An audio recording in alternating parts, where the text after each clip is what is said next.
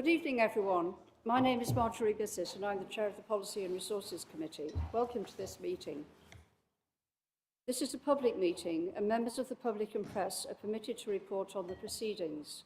Reporting includes filming, photographing, making an audio recording and providing commentary on proceedings.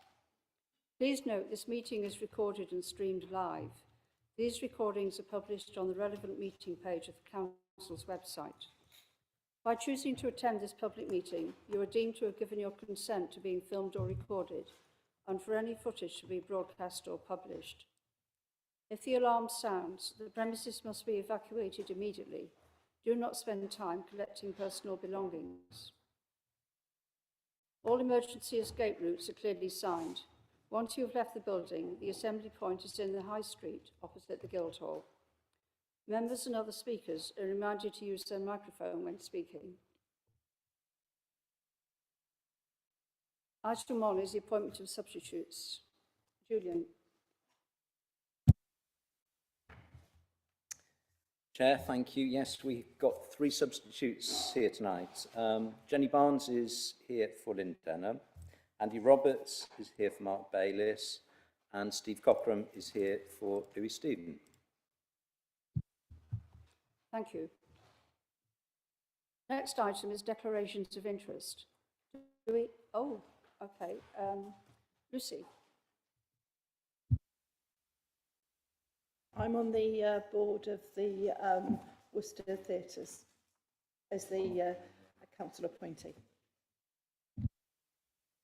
Chair, as Chair of Planning, we're talking about, and any member of Planning Committee in here, we are talking about agreeing something being submitted for planning, but that will not make a decision on whether we would agree that at planning or not. I suppose that's just for a clarification, because that could be confusing for people listening in. Thank you, Chris. Do we have any more declarations of interest? In that case, can I invite our speaker this evening, Michael Assels, to come to the table? Mr. Assels, you have 5 minutes and you will be notified when that 5 minutes is nearly up. The floor is all yours. Thank you, Madam Chairman. My name is Mike Astles. I'm currently the President of Worcester Operatic and Dramatic Society. We've been going in Worcester for 130 years, and I think for every one of those years we've done at least 1 show in Worcester. At the moment we do 3 shows a year, 2 that adult group WADs and our youth group Waddies do a show as well. Right from the outset I must say that we specialised in musical theatre, and that does have certain specialised requirements which you perhaps wouldn't have for a concert or a small musical group performing on the stage. So we do have certain requirements. And I'll just go through the ones which were quite worrying when we had the stakeholder meeting back in the middle of July. There were several things which we would want to see in a new theatre which weren't there. The first thing I'd like to say is the obvious one is that being a musical society, we need an orchestra pit. We need a live band, usually about 5 or 10 players, and in the plans presented to us, there wasn't an orchestra pit. As musicals are quite demanding on number of scene changes and things, our sets are usually quite big. There's usually lots of scenery, flats, trucks, and props to get on and off. And when these are not on stage, they have to be stored in what's called the wings of the theatre, which is just off stage. And the wing space we saw in the plans for the Scala were not really adequate for what we normally would use. The other thing which is very useful to have, which we have at the Swan, is what's called a crossover corridor. So this allows members of the cast to cross from one side of the stage to the other quickly and quietly, usually quietly. And this is usually behind a solid wall right at the very back of the theatre. And again, we haven't got that in the current plans for the Scala. The other important thing for doing lots of shows is you need what's called flying. You have scaffold bars or trusses which hang above the stage, and on these you put bits of scenery, cloth tracks, lighting and so on. The Swan Theatre has 21 of these tracks. The plans we've seen so far, the Scala, don't really make it clear how many there will be. The other important thing is that these bars need to be lowerable down to stage level, where you load all your stuff on, and then it can be pulled out to working height. And it wasn't clear from the plans we've seen so far how that was going to work at the new theatre. Dressing rooms, I think the figure we were given, about 36 people to be accommodated in dressing rooms, which is fine for our normal shows. For our What Do You show, where we have 70 kids plus chaperones, that just wouldn't work. At the Swan, we use the adjacent studio block, which is very convenient. We can put the younger kids over there with their chaperones, and they can easily be brought over to the main theatre when they're required. Again, we couldn't quite see how this is going to work at the Scala. The other concern was get in and get out. So at the beginning of the week, we set up the stage, and the Saturday night after the show, we take all the show out. Huge amounts of, it's like a major logistics exercise. There's lots of bits of equipment going on backwards and forwards. The lorry which brings our set is usually a 40-foot articulated lorry, and then we have smaller vans delivering things like lighting, sound, props and so on. And we were a bit concerned about the narrow roads around Angel Place, Angel Street, and of course the pedestrianised areas as well. So there was some concern of how all these logistics were going to work with members of the public around. The other main thing I just wanted to say is that at the Swan, we use a lot of the front of house areas of the theatre. Obviously, the main foyer is important for the public to arrive, mingle before they go in for the show, have a drink, perhaps buy a programme and so on.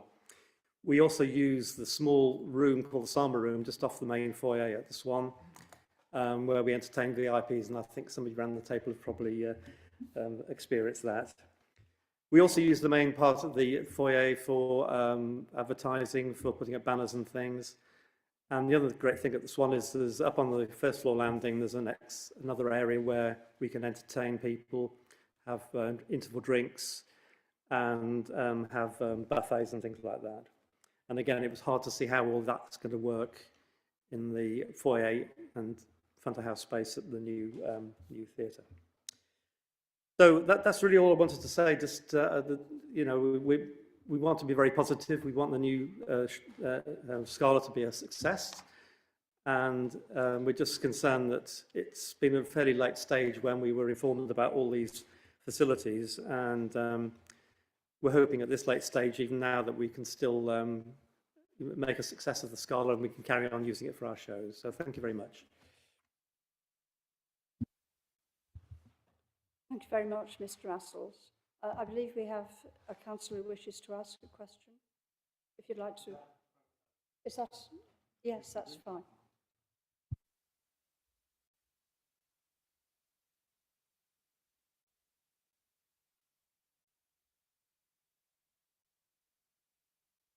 Obviously.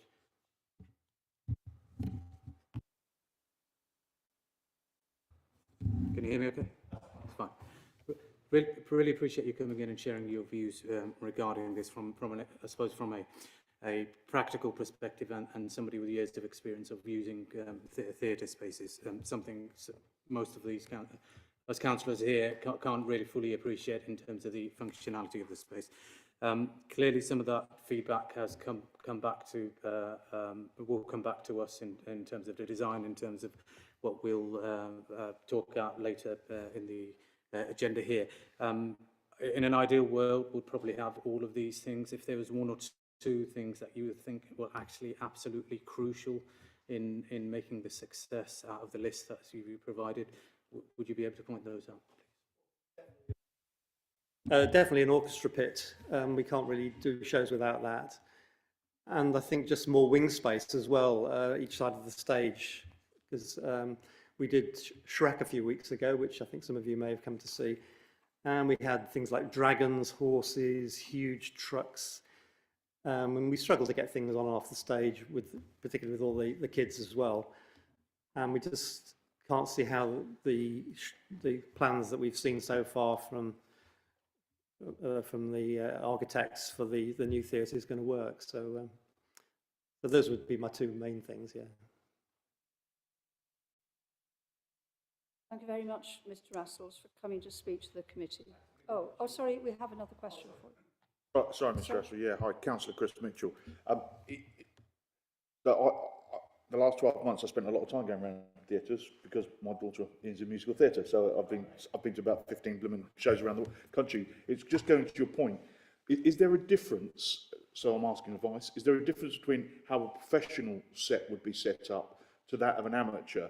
Because I sort of just noticed that I didn't see much movement of pieces around the stage on and off in this musical, Waitress. But obviously, is that because they're better designed and they've got the funding so they come better equipped? Or is it an amateur dramatics, for obvious reasons, doesn't have that sort of funding? Or is it a generic issue? Well, I think there's no doubt that when we're choosing shows, we have to be very careful about the cost of the set. I mean, you can throw as much money as you like. You know, if you're a Cameron Macintosh, you can throw millions at it. I mean, certainly the big shows which go around the major theatres, like the Hippodrome, and probably will be at a theatre for about 2 or 3 weeks, they can afford to invest in a very big set. And you often see if the Hippodrome bits just fly out gracefully and things slide on from the side. It's, you know, it's all how much money you throw at. We haven't got the money to do that. And every show is different. I mean, generally, musicals do require a lot more scenery, but for instance, we're doing Our House in a few weeks' time, which will have probably a very minimal set. So it does vary. It's not always quite as dramatic as I've pointed out, but certainly things we've seen for the Scala so far would perhaps reduce our scope for what the sort of shows we would do. We do try and do a professional show, as you would see it in the West End, with good quality sets and costumes. We also have a question from Councillor Barnes. Thank you, Chair. The current proposals as set out at the moment, would you consider those to be better than the current Swan provision or worse? For a lot of shows, I think the Scala will be very good. For perhaps recitals, orchestral works and things like that, or maybe stand-up comedians.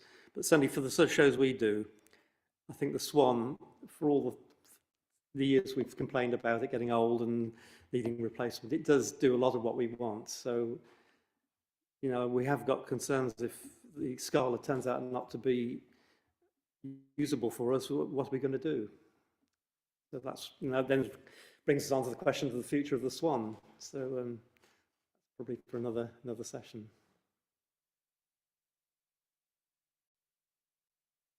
Thank you, everybody. And thank you, Mr. Russels, for coming tonight.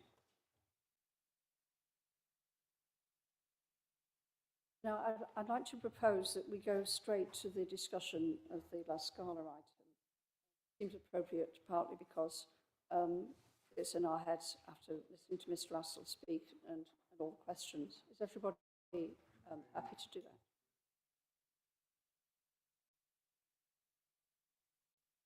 Oh. That's you, yes. Go then. Thank you, Chair. So I'll introduce the report and cover off some of the salient points. I won't go through every paragraph verbatim, as you would expect. The report this evening really covers a number of key aspects. One is the planning application and seeking permission to advance that element of the process. The second element is around the commencement, and I make the point of the commencement of the procurement process, not the completion. The third element is with regard to the acquisition of a neighbouring property. The fourth component is a realisation really that we need to continue to look at funding options and bring a report back later this year or the beginning of next year before we're in a position to let the contract and move forward with any other construction. And then the last point, last but not least, I think Mr. Astles will be pleased to see is the note that we will wish to continue ongoing dialogue with the community with regard to the future of the Swan Theatre. That's there as a recommendation for members to note, because I wouldn't want it to get lost in the narrative and not be an important note for members. So if I may just start by a little bit of the background, I note that not all of the members were around at the time when we made the application for Future High Streets Fund, and not all of the members around this table have been involved in the process in any great detail. So I just want to recap a little bit. So the original successful application was for £17.9 million, and that application considered a number of elements. One element was the development of the empty Corn Exchange building, a Grade 2 listed building that has been certainly empty since I joined the council, so it's probably a decade, if not longer, that it's been sitting empty. The building is not in too bad condition, but of course, if it sits empty for much longer, the roof will probably start leaking, and then it will be maybe beyond repair at some point. And for a Grade 2 listed building in a city such as ours, that's an important consideration. And then the other aspect of the arts development was the Scala building, used in part as an arcade, but quite a lot of the building empty, and the upper floors becoming more and more derelict, with the internal ceiling having collapsed some time ago. So we've got that component. The second component, and these are not in any particular order, was the development of Trinity House as a residential opportunity, and that is referenced in the report. The third element was around public realm, including Angel Place, and you will see some of the fruits of that investment already taking place across the city now, where I must say it's looking quite spick and span with all of the improvements that we're making in the city. The next element was to improve the buildings on Angel Street itself and on the main thoroughfare, where you'll notice that a number of those buildings are falling into disrepair. We've got vacant premises, derelict frontages, and most of the buildings in a very, very poor condition. And then the final point in terms of the original investment proposals was to acquire what was Panama Jacks to bring forward for development. In terms of those elements, just to confirm our position, we are no longer proceeding with the acquisition of Panama Jacks. That has now been brought forward by the private sector, which is an excellent outcome as far as I'm concerned, because it saves public money. We wouldn't want to compete with the private sector in any development, so that is being brought forward by the private sector and is now occupied. The other building that we are not pursuing is Trinity House. We couldn't reach an agreement with the owners in terms of the value of the property, and so we have moved on away from that particular element. So the other elements that which I've mentioned, we are continuing to proceed with. I think the important thing to say is that for as long as I've been here, which is nearly 10 years now, one of my first projects actually was around Angel Place and trying to improve the area there. And it's well known amongst residents, councillors, visitors, I would assume, that it's not the most salubrious part of town. We've suffered with street drinking, we've suffered with antisocial behaviour.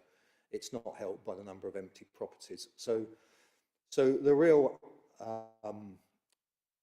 thrust of this project was to regenerate a pretty poor area of the city. And if we don't do that, then my fear is that we'll get to a point where it is beyond repair, and that degeneration might well spread to neighbouring areas. So I think it's a really important project. Obviously, the government thought it was a really important project, important enough to give us 17.9 rather million pounds. So that's just a bit of the background. In terms of the next component of the report, I'll move on to the planning application. In terms of the timetable that we're operating within, the government have laid down quite strict guidelines around when this money has to be spent. We're now reaching the stage where we have a REBA Stage 2 design, which is almost ready, I would suggest, for planning. The reason why I say almost is taking on board some of the stakeholder comments. We have relooked at the design, and very recently, just a few moments ago actually, I managed to get an update which I circulated to members, trying to address some of those concerns that have been raised by our stakeholders. And on that note, I have written to Mr. Astles and invited him to come in and see me in response to your earlier letter. So that opportunity is still there if you want to come and talk to me. So the design is moving on. We are looking to accommodate an orchestra pit, for example. That can be done without much additional work, simply by removing some of the front rows of the seats. We're also looking to, in the same way, increase the stage size.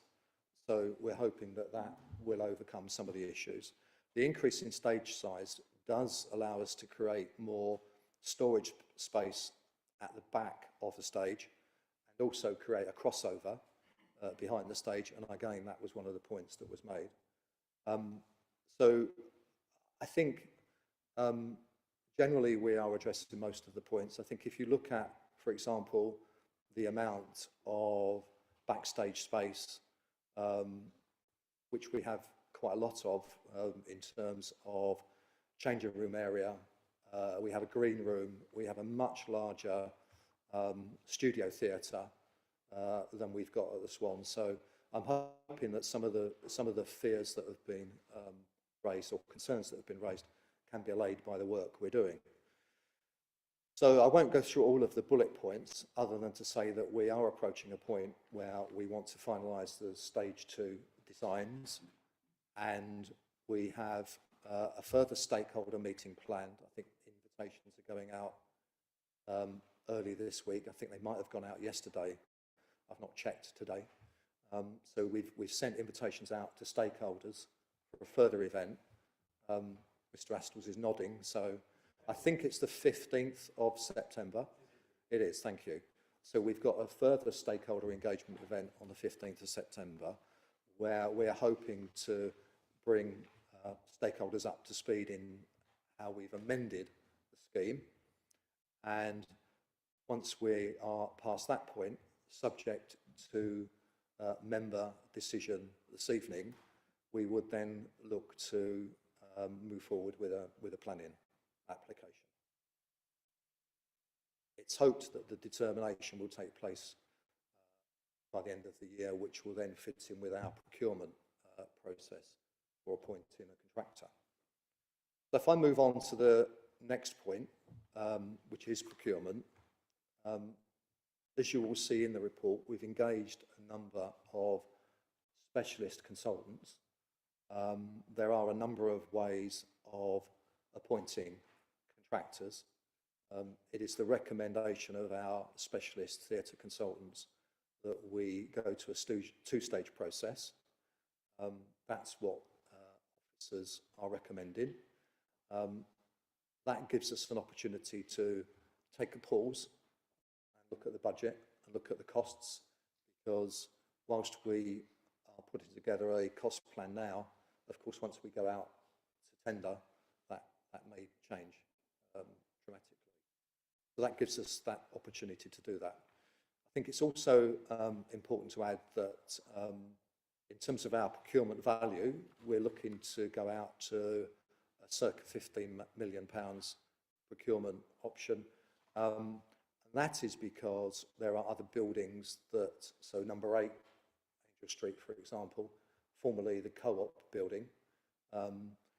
If we move forward with that building, and that is not the subject of this evening's discussion, but we want to be able to not have to go out to a second contractor or repeat the procurement process. We're trying to be efficient in our procurement processes. That's the reason for that value.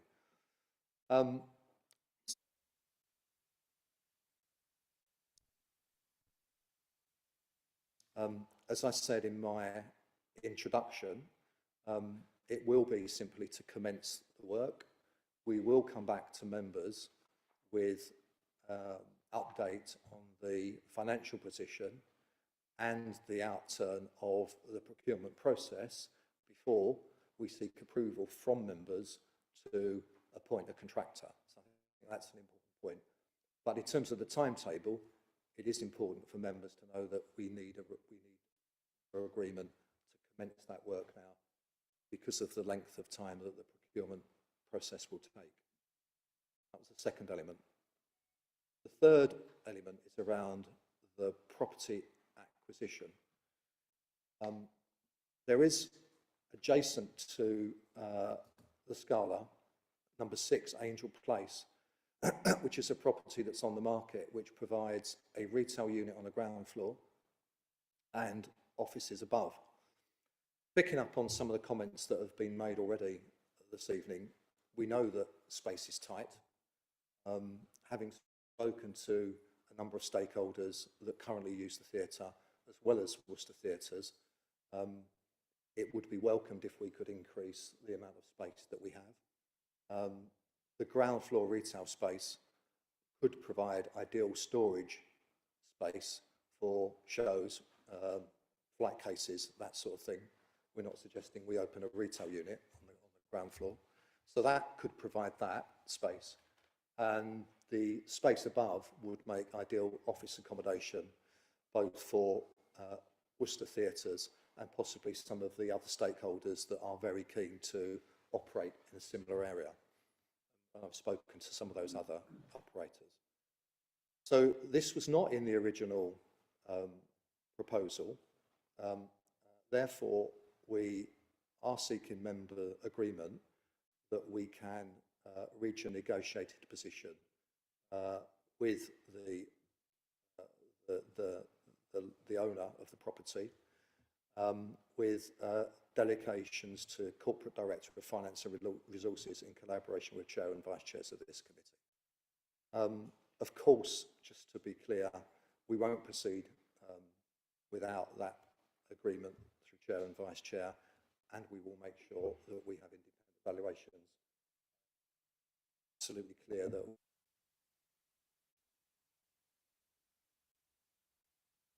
with this funding. So there's that component as well. In terms of funding, we do have a funding gap at the moment. You'll note that in the report, we have submitted an expression of interest to the Arts Council Cultural Development Fund. We have a good track record with this fund. Cultural Development Fund Round 1 is what we succeeded in winning to deliver the Arches project and the Festivals project. We didn't bid for Round 2, which was last year, because we've had 1 or 2 other things on, I may say so, with all of these other projects. So Round 3 has been announced, and we've submitted an expression of interest. Our determination is that if we are successful, this money could be put to good use in delivering the Studio Theatre within the Scala and Corn Exchange buildings. It's actually in the Corn Exchange. The budget for that particular element was not included in the original Future High Streets Fund proposals. So we're clear that we're not double counting, and we're not trying to pull the wool over anybody's eyes in asking the government to fund the same outcomes twice over. We're also working with our architects to look at the costs. There are a number of other options available to us. And just to note at this stage, we will be bringing back a report later before we proceed with any further stages. I think it's also important to note for members that, as noted in paragraph 3.30, there is no call on council funds at this stage. All of the funding spent to date and spending in taking forward the recommendations in this report will come from the Future High Streets Fund grant. So there is not that risk to council funding. I just want to cover a couple of other points and then I'll stop, and no doubt there will be some questions. So really the other 2 points I wanted to cover were around risk. The 2 risks that jump out at us are, of course, if we cannot deliver the project within budget, where do we stand? And we understand that, and we will obviously consider alternative options if we get to a point where we cannot raise sufficient funds. And then the other risk to the project is clearly linked to that, which is if the government doesn't allow us to move any of the funding around within the programme. I've already mentioned that there are certain elements that we are not proceeding with. The money for Panama Jacks, for example, the department has already agreed that we can reallocate that money towards the Scala and the Corn Exchange buildings, but we have still to secure agreement that we can move all or part of the money that was originally earmarked for Trinity House to the Scala. And bluntly, the success of the project rests on our ability to reallocate that money within the programme rather than return it to Treasury. So those are the 2 risks that we identified at the moment. At that point, I shall shut up and we'll be happy to take any questions that any members wish to raise. Thank you. Thank you very much, David. I've got Jenny, James and Mel to start with. Thank you, Chair. I recently attended the councillors' briefing on this and I found it very useful. A couple of things that came out of it was the loss of the public toilets, which at the moment are accessible from Angel Place. Will we be able to reinstate public toilets facing the street rather than being within the theatre in the future, which was a suggestion that was made at that briefing? And the other thing is that for some purposes, members of the public attending an event would have to walk out of Corn Exchange, round the corner to the Scala to get back into the building to maybe go to the bar, that sort of thing. Problems we've had in Angel Street in the last couple of weeks with a pizza place opening, where a lot of people are on the street. How would we manage people moving between those 2 buildings on the street? Thank you. So in answer to your first question, you'll see in the report we've included the point that we will be providing changing places toilets, baby changing facilities, gender neutral toilets within the building.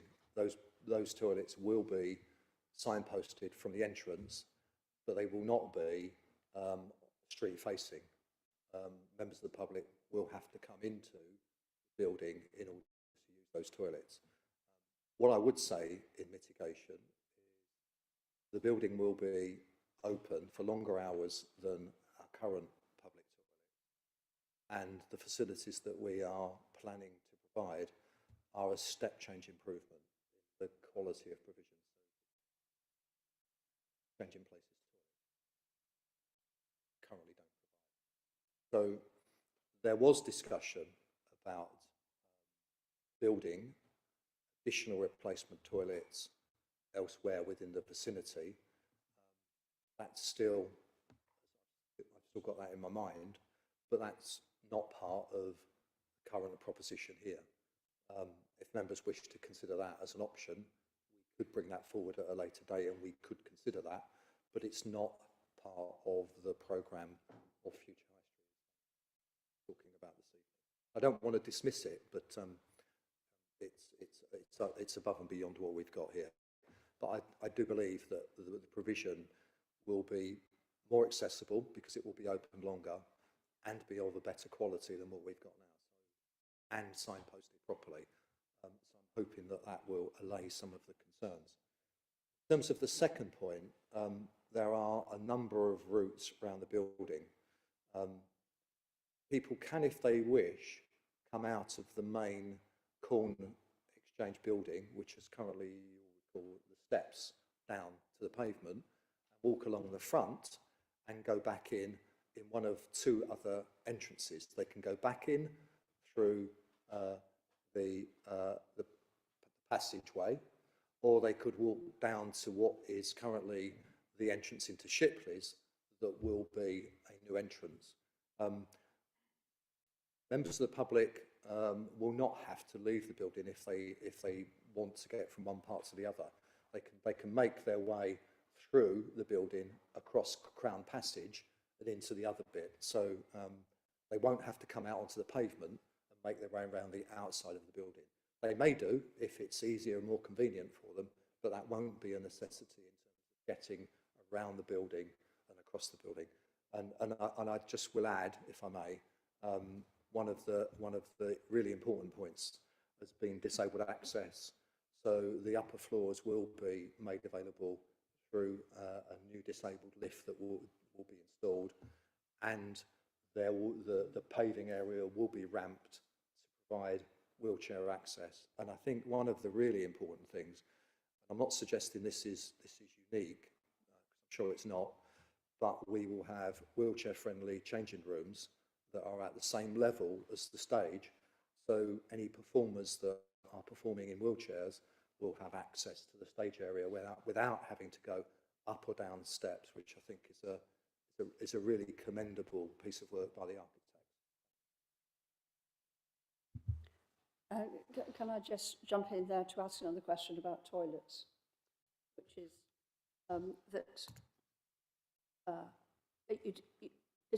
do you actually have separate men and women's toilets as well? It's not all gender neutral. I would need to go back and check the architect's plans, unless a colleague can remember. I think we've got gender specific plus gender neutral, if I can recall. Yeah. Thank you. Next I have James. Chair, thanks a lot. Kind of a comment and then a question, if I may. The comment is, and it's an obvious point really, but it needs making, is that if we were building a new facility and a new building, that would be one set of proposals here. We're building a new facility within an existing building, and that by its very nature means that there will have to be compromise somewhere. I'm delighted that we're now looking at the orchestra bit proposal, because that's, I take Mr. House's point, I think it's a good one. The question is one about, and it's 1.4 basically, and it is the additional funding routes that we're exploring. We live in challenging times. I'm open to the discussion about how we secure this additional finance. How confident though are we going forward that these routes are there? Because we're signposting up a number of quite key elements to the overall proposal, and I think I'm hugely supportive of the proposal, but it's just that element of it that I just would be grateful of a further steer on it. Thank you, through you, Chair. I think it's important to say that the recommendations before members this evening are not contingent upon us requiring any additional funding at this stage. So whilst it's important, I don't think it has a bearing on the recommendations we're putting in front of members this evening. I'm ever the optimist. My glass you'll see is half full. I didn't plan that. If we were proceeding with some of the other original elements within the programme, we wouldn't have anywhere to go with the department in terms of moving money around. So every cloud and all that has got a silver lining. I made this point to the permanent secretary in the department a few months ago when I was at the LJ conference, that the issue we face is the same issue that everybody's facing across the country. And the government will be having these conversations with every Levelling Up Fund programme across the country. We're no different. Where we might be slightly different to some is where some of them have got a full programme of activity. We have now got areas where we're not moving forward. If we can move the money that was earmarked for other elements, if the government allow us to do that, and there's no guarantee that they will, but if they want a successful outcome, as put before members this evening, then they will need to allow us to move that money, which will close the gap significantly. If we can get the Cultural Development Fund bids through, that again will be a success. In terms of my confidence on that, we've already been successful once. We have a very good relationship with the Arts Council. The Arts Council are very impressed with what we've been doing with our festivals programme and our arches development. So they know we have a track record of success in delivery, which is a key concern of any funder. So we have that track record of success. Also, the expression of interest requests a REBA Stage 1 design. For once, we are way ahead of the game with a REBA Stage 2 design. So in terms of certainty over what they're going to get, we've been able to give them a very, very comprehensive set of drawings. I've sent them the full set of architecture drawings that we've got. So if they have any concerns over we're not quite sure what we're doing with the building and we don't have a good track record of delivery, I think we're in a very good position. Having said that, of course, we all know that these things are massively oversubscribed everywhere. But, hope eternal and all of that sort of thing. Let's hope we can do it. There may be an opportunity to take some money out of the cost building. One way or the other, members will be getting a recommendation to move forward on some design or the other, believe me, before we give the money back. It might be a tent on Angel Place, but you'll get a proposal honestly on that one. We will see, James, we will see. Thank you. Now I have Mel.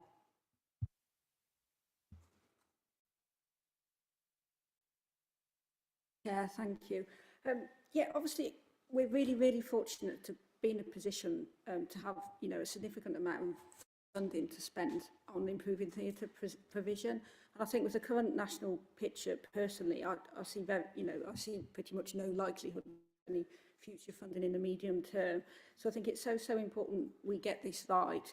And I'm not here to criticise, but I'd like to say, bearing this in mind and all the sort of feedback we've had from theatre groups and residents and various other people, I think if we go ahead this evening, I would really like us to go ahead on the basis of guaranteeing 4 key things. I would like us to guarantee an orchestra pit, more wing space, a crossover corridor, and access to suitable enough to accommodate significant size scenery, and bearing in mind articulated off.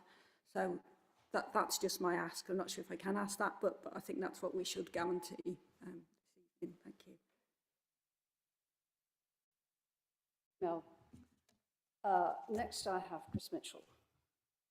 Yeah, thank you, Chair.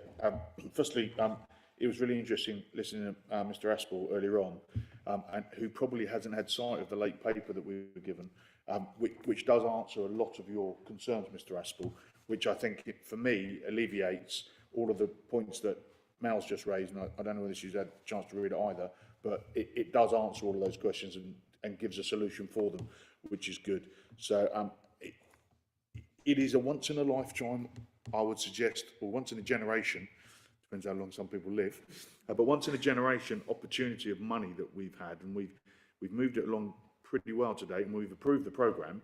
This is just the next step. So I'm very happy to support what's been presented. It isn't 100% of what we wanted, or what we'd like, I guess. And if money was no object, we would have a flying rig at the back, and it would be 800 people. But it isn't. But it is, for me, a significant betterment, not just in terms of a facility for all art productions, but also for the area. And that was one of the, I suppose we sometimes forget, it's Future High Street. So we were trying to lift that area, and we've already seen, as David, as you said earlier, the fact that people are now putting private money in, because Panama Jacks, people are putting money in to do that now, because they know this area is going to be improved. So I think it's having the intended intent, which is great. So I am in support of this. Without a shadow of doubt, there are further questions to ask, to be answered, and we're going to get papers come back to us, and there is still some risk. But I'd be surprised if there wasn't when you're redesigning a building of this scale with the money that we're spending. And I think you make a very good point. Whatever happens, the best programme manager in the world, and I know Shane is fantastic at finding money down the back of, we're going to need more money because everyone else who's bid for these projects 2 years ago, a year and a half ago, the country's in a different financial situation or economic situation now. And, you know, the cost of living crisis or inflation, whatever you want to call it, it's had an impact on materials and labour and etc. So it's going to be more expensive than we originally planned. But it's good to see you're already looking for alternative funding levels. So I would definitely support this programme. Thanks very much, Chris. Now I have Adrian.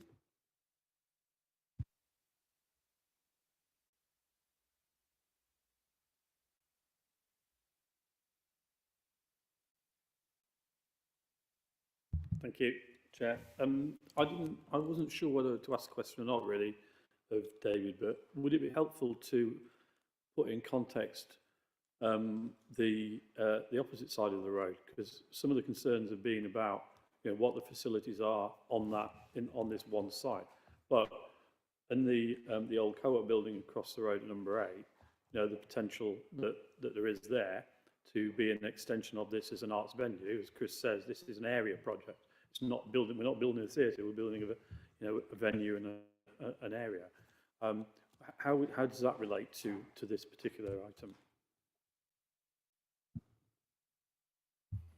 Thank you. Yes, I can put that into context. Of course, the number 8 is not subject of this report, but it does play a part in what we're trying to do to the whole area. You know, as I said at the beginning, if you look at Angel Street, you know, there's an empty former supermarket. There's an empty pub. There are a number of empty retail units.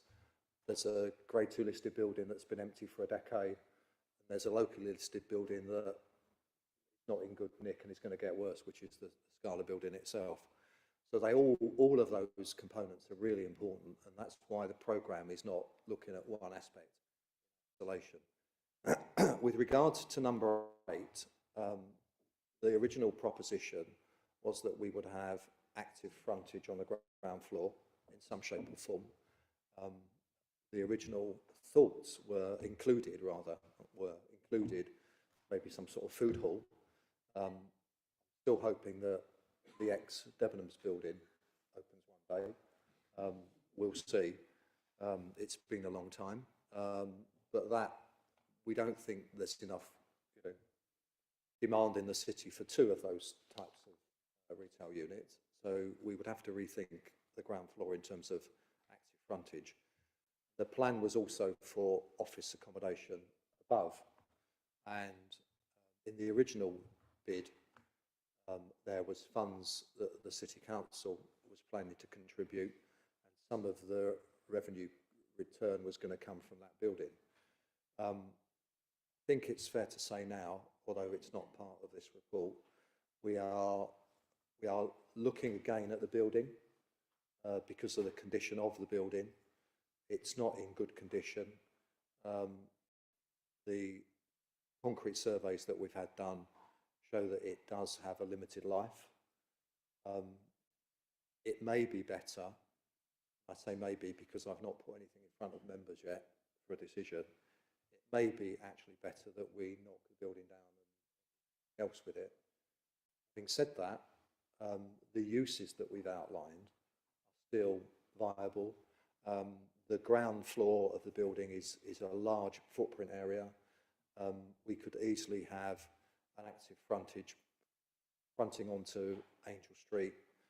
The rear of the building is accessible from a side entrance that is wide enough to take a vehicle access, because it used to be a car showroom many, many years ago.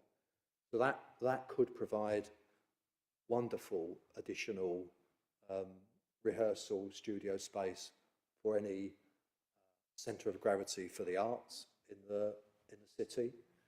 And the first floor of the building, whilst we've said office space, that of course does not preclude it being used by the arts community as office accommodation. So it will play a part in the overall mix of properties that we are going to bring into use aimed at the arts and creative sector. At the moment, we are looking at options in terms of the building itself and what we might want to do with it. But it's an important point, and I wouldn't want it to get lost. And I've certainly had conversations with some of the art stakeholders in terms of whether they feel the building could be used for them. And we're very positive about it. Thank you. Can I just thank you. Can I just follow up on that? There must be cost implications to bringing that building into any kind of use, because it looks so, it looks to be in a really bad condition from outside. So where would the money come from to do that? The refurbishment of number 8 was part of the original plan, so we've already got money earmarked for that. It won't come as a surprise that the sorts of costs we're talking about now are above what was originally budgeted, as the same as the other elements of the scheme. So we have to bear that in mind. If we go down a different route, I'm trying to be careful about this because, again, this is a member discussion at a later date. If we go down a different route in terms of demolition of the building rather than refurbishment, there are other grants available to us. So, for example, the government operates a brownfield land remediation scheme grant, which I know very well because one of the committees I chair accesses that fund. We've accessed that fund very successfully in Shrub Hill. There is a round 3 opening next year, so it may be by the time we get to a decision for members on that building, we look to brownfield land remediation funding to support the redevelopment of that building. That's speculative, I know, but just to give members reassurance that we are looking at alternative options, both in terms of how we bring the building forward back into use and how we access alternative funding streams. Thank you. I now have Pat. Thank you, Chair. I think most of us would agree that the regeneration of a whole range of buildings in this area has got to be a massive benefit, not only to the city as a whole, but to the arts in the city in particular. So, in general terms, I'm always going to be in favour of that. What worries me in general about this is that we've got so far down this route, but we're still trying to find out what the needs of the communities we're working with actually are, and that this late paper actually says to me that we're a long way down this route, but we didn't do enough work earlier on with some of the stakeholders. I hope it can be put right to a large extent, But there are constraints with any listed building, and this is one of them. So I hope very much that we can clearly identify the priorities of the groups that we have talked to already, and those whom we haven't talked to, for example. I think it needs to be clear also what we're going to do with the Swan Theatre as part of the overall strategy for our arts, because if several groups are moving into the Scala and other buildings around this patch, are we keeping the Swan, and for what purpose are we keeping it? And the other thing is, I mean, I don't think the scoping necessarily in the first place was that good. I think possibly, and I don't necessarily point the finger at anybody in particular, I think that government bidding rounds are commonly so fast that you have to get in there very fast and do the best you can. And I suspect that's what's happened here. I think we need to pick up this ball and run with it and make sure we really do have a high quality result. And that does mean doing a lot more due diligence as we go along. I don't see how we would get more money if we didn't do that in any case. And I don't see how we would please our stakeholders if we didn't. The other thing is the loos. I mean, it wouldn't be difficult to improve on the amount of provision we've got in Angel Place at the moment, because our environmental operatives are doing the kind of shifts that mean they close them at 2:30 or 3 o'clock in the afternoon. And believe me, I know, because I've tried to use them at these times recently on several occasions. And that concerns me, that there's a whole community of people that use those loos, not only including the market stall holders and people like that. We don't have particularly good lavatory provision in the city. And I think we really need to give that a lot more thought. I don't think enough has been done about that. And I'd like to hear a better plan than I've heard tonight. Thank you. And now Lucy. Oh, sorry. Lucy. I'd just like to just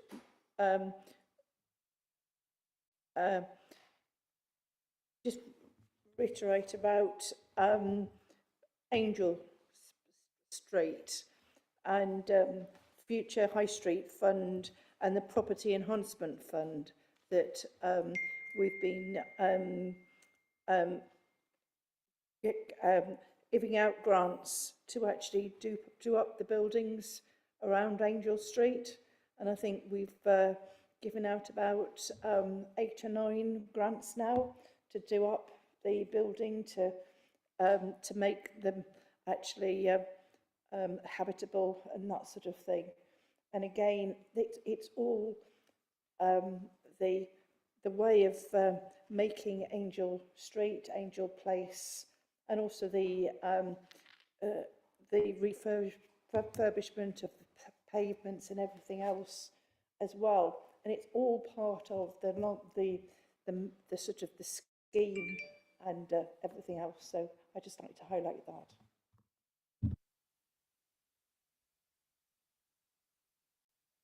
Csaba.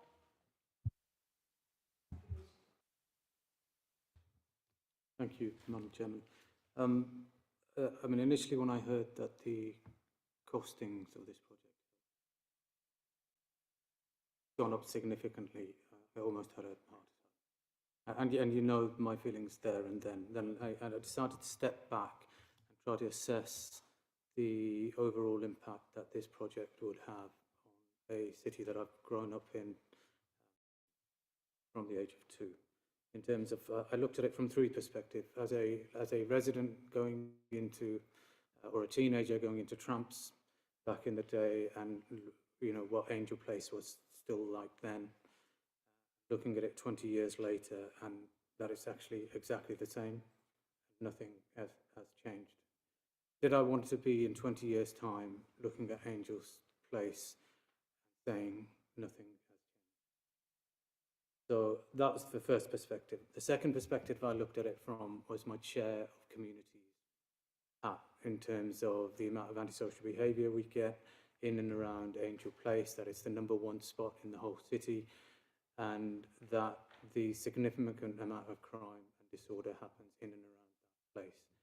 And upon my visit with the Chief Inspector up at West Mercia, one of the first things that she said, she praised our outlook and our ambition in transforming Angel Place, and it would have a significant effect on how they police and the numbers of crimes and the possibility of reducing that antisocial behaviour with the uplift and investment that will bring.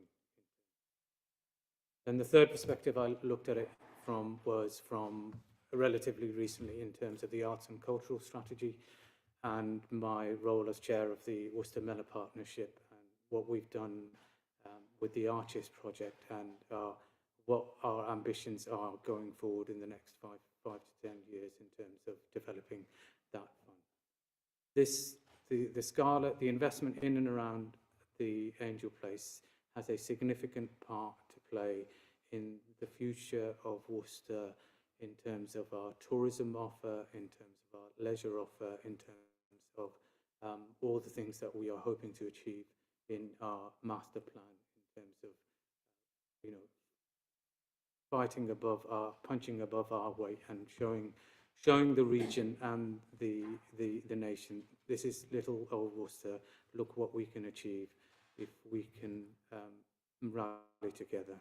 Admittedly, there are some serious concerns in terms around the finances, but the overall benefit that this will bring to our city outweighs any negativity that hasn't been addressed at this current rate. So I will be fully supporting this in terms of that. As I said, there are reservations in terms of all the points my colleagues have made in terms of the practicalities of how we use that space and in terms around the finances. But at this stage, I'm really satisfied supporting this. Thank you very much, Trevor. Do we have anybody else wishing to speak? In that case, I'll just say a few words. I think the officers, and David especially, have put in an awful lot of hard work to get to this point. I'd like to thank them all.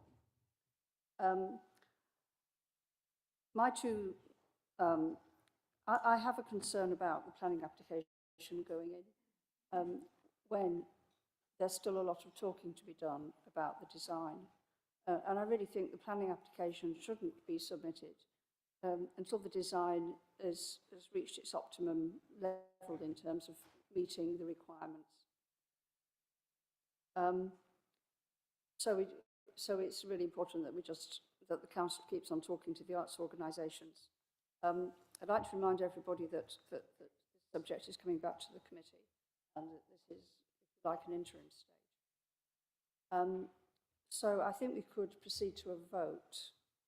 Can we vote for all 6 items at once?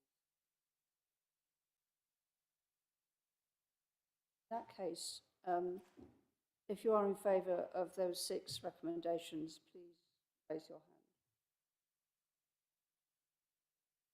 Seems to be carried unanimously. Very much, everybody.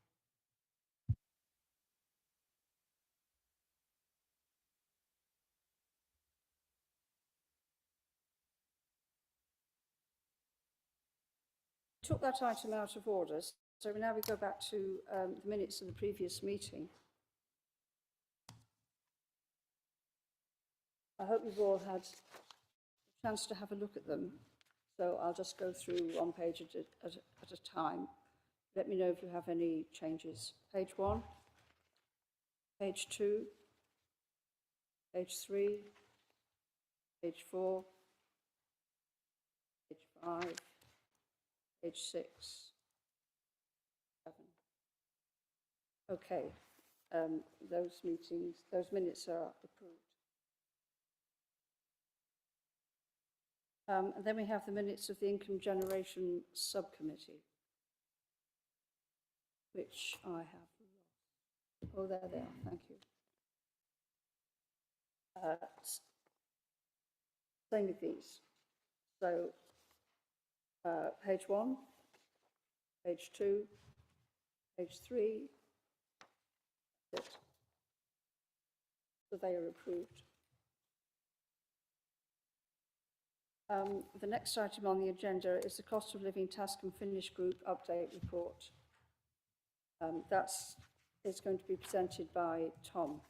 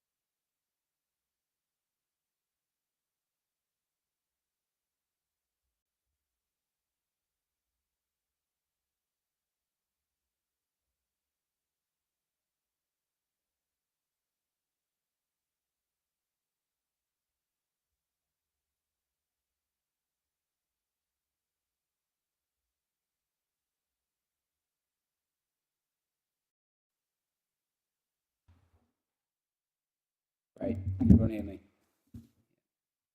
Thank you. So thank you. So this report has been brought to the committee to provide an update of the actions undertaken by the cross-party Cost of Living Crisis Task and Finish Group. It's a group that was established following the P&R committee of the 24th of May this year. A number of recommendations have come out of the Task and Finish Group, which is what I present today.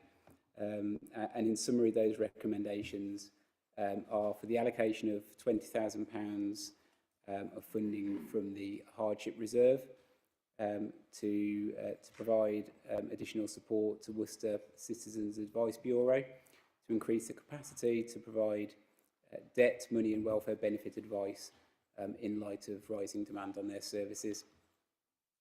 The second recommendation is following the approval to provide an additional 4 weeks of free school meals over the summer holidays, to approve an extension of the deadline for eligible households to claim the provision where they were unable to access it over the holiday period. And the final recommendation is to approve delegated authority for the option of funding of up to £107,500 to support the provision of free school meals over holiday periods until March 2023, where there is no alternative provision in place. So an initial action of the Task and Finish Group was to facilitate, to request officers to facilitate a cost of living crisis conference. And the intention of that was to bring together agencies and services from across the city into one room, with the purpose of allowing each agency to speak and to share the activity and the range of services that they offered, and to ensure that there was awareness amongst other professionals of the range of services available, to try and identify and mitigate any duplication in service provision in the city, to identify gaps in provision, so where we needed to do something else, and to identify how we could best collectively respond to the cost of living crisis in the city. So it was attended by over 60 individuals representing 30 organisations, so it was really well attended on the day.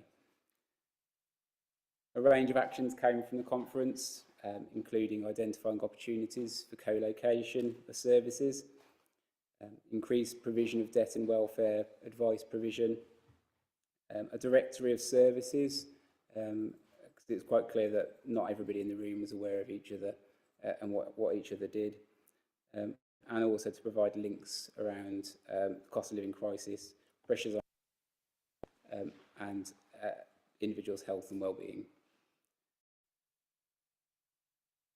Through the Household Support Fund, the County Council announced funding for 2 weeks of free school meals over the summer holidays.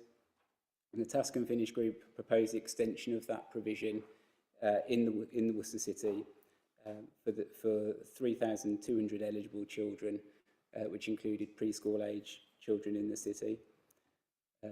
Due to the timeliness, this was approved through urgency powers, and that was reported back to this committee in July. To date, approximately 164,000 of the 215,000 allocated fund has been drawn down, and that represents around 2,500 students. That does leave around 700 students that are eligible for free school meals that haven't claimed that, that provision that's been allocated for them. Although we do recognise that there is some reconciliation with the county council, so that figure might be slightly less than that. Due to the number of students not drawing down the vouchers and claiming their eligibility, it's proposed to extend the timescale to do so until the end of September. So part of the challenge was how quickly we had to get the scheme out and up and running, and there were some difficulties with schools being able to contact parents and to communicate the provision. We did do a range of publicity to try and make everybody aware as possible, but due to the numbers unclaimed, we wanted to give everybody the opportunity to draw down on that funding. So we're seeking your approval for that today. The Task and Finish Group have requested officers to recommend the approval of up to £107,500 from the Hardship Reserve to support the future free school meal provision over school holidays between now and March 2023. So there's 2 half terms and 2 weeks over Christmas. And the intention is to get pre-approval on the basis that there's no alternative provision in place, which is yet to be determined. This will allow officers to prepare and better plan and to be able to respond in a more timely fashion should it be required, given the pressures that we had leading into the school holiday, the summer holidays. And the last point was the CAB. It's a primary point of contact for people requiring advice, support and intervention, particularly around budgeting, welfare advice and debt advice. It's often the front door and the initial point of contact that people make. The demand on their services has increased, and we have provided support previously through the COVID pandemic to mitigate some. And it's anticipated that the demand will continue to rise as financial pressures hit households over the coming months. The recommendation for funding from the Hardship Reserve £20,000 would allow the CAB to appoint a part-time officer to provide training and supervision of an increased volunteer capacity of up to 10 people. It's to try and maximise the benefit that would provide.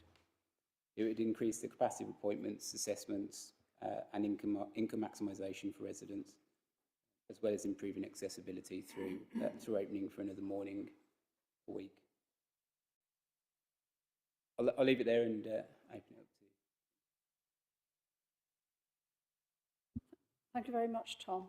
I have Chris and Gabba and Pat and James. That'll do. Going on with. Thank you, Chair. Tom, it's a clarification point really, and maybe it's terminology. You're asking for this money because you, and I quote, no alternative has yet been determined. Is that because so my question is, have we asked County Council if they intend to provide that money? Because this is their responsibility. If we have they said yes or no, or we've not made a decision on that yet?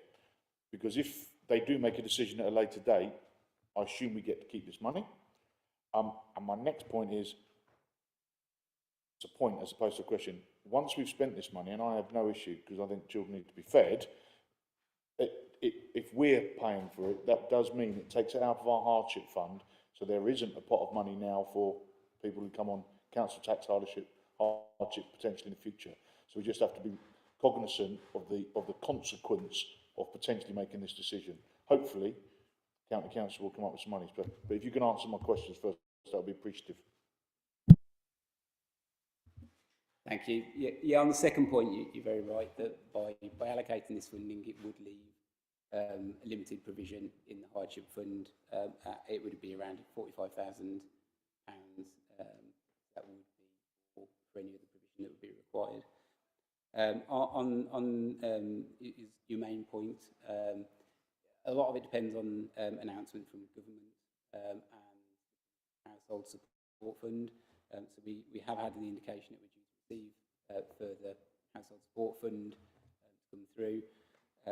The last tranche of funding that came through had quite tight or changed grant conditions attached to it, which is why County were only able to fund the 2 weeks free school meals as opposed to any longer term provision, because there was 30% of it was specifically allocated for people of pensionable age, 30% for children with for families with young children. So it limited the amount available. I have spoken to County. They have indicated it is a key priority for them to provide that provision, but until they have the clarification over what the funding is and what the grant conditions are that relate to it, they can't provide a definitive response to. So this is a preparatory decision we're making, that we may not have to spend this money. We're making the decision early rather than waiting for County to make the decision, even though the decision sits with them. Okay.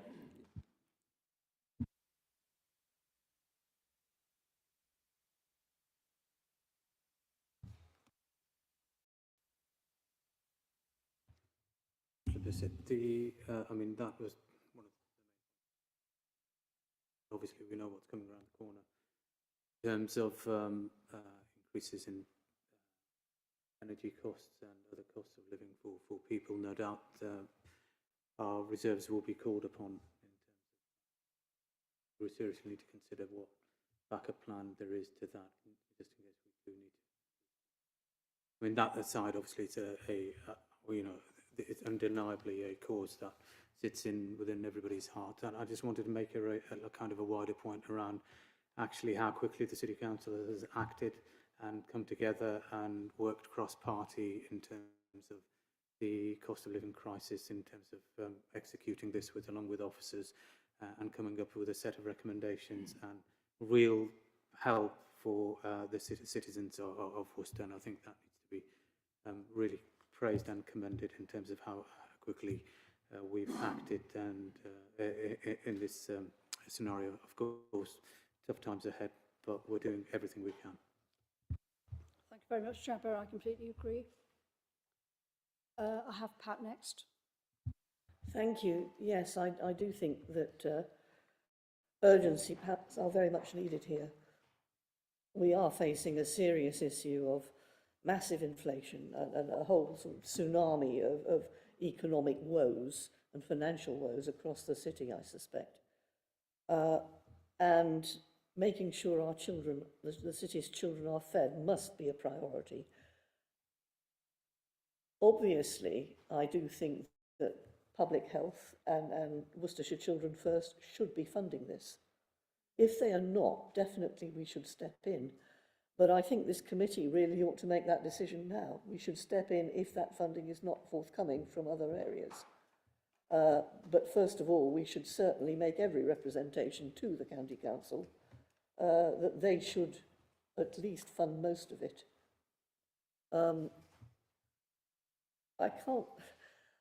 It's difficult to explain just how crucial and how awful Christmas will be for a great many families in this city as they struggle to heat their homes, as they struggle to feed their families. We already know that 60% of people in this country are suffering serious financial hardship and will suffer worse as the projected inflation is to rise to about 18% early next year. We can't sit here and do nothing. We must make a decision now. I'm very much in favour of us doing that. Thank you. Thank you, Pat. I'd like, if you don't mind, James, to ask Lucy to speak next, because I think she wants to respond directly to that point. Well, I wasn't particularly responding to that point, but I'm actually on the Task and Finish panel. I think I'm the only one in the room. We've certainly have considered a lot of different elements some of which actually isn't actually.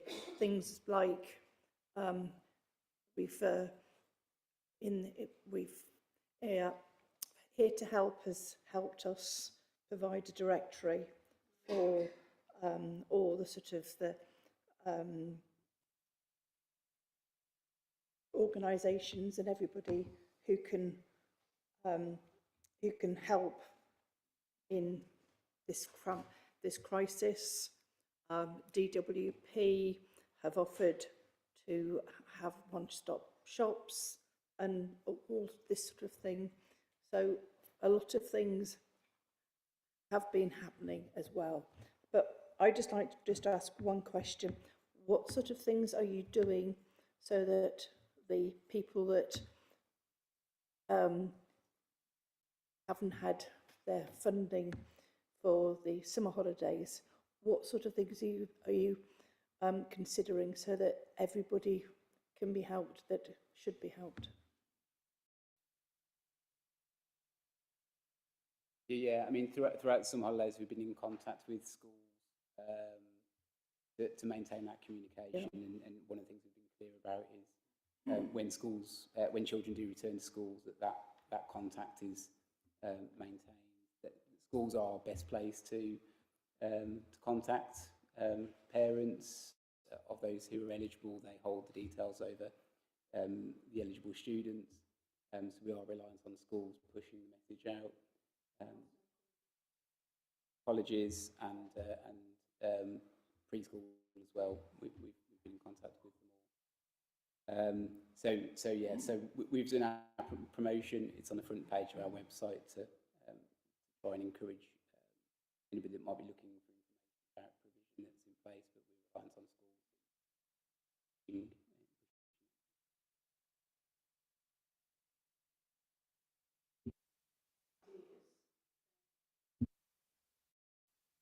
Representatives on the Task and Finish panel, because we're not party to everything, so please feed your ideas in and that sort of thing. Thanks very much, Lucy. James? Chair, thank you. Basically, comments. Firstly, I'd agree with every word that's been said so far this evening. I'm sure we're all conscious of the immense impact that this period we're living through is having on residents across the city. And you know, the amount of money that's being proposed, and it is actually, you know, I salute those people who move so fast on this, because there are a lot of, you know, there are organisations that are in a sense trying to play catch up now with this. We've put our money forward on this, and I think that's something we should be proud of.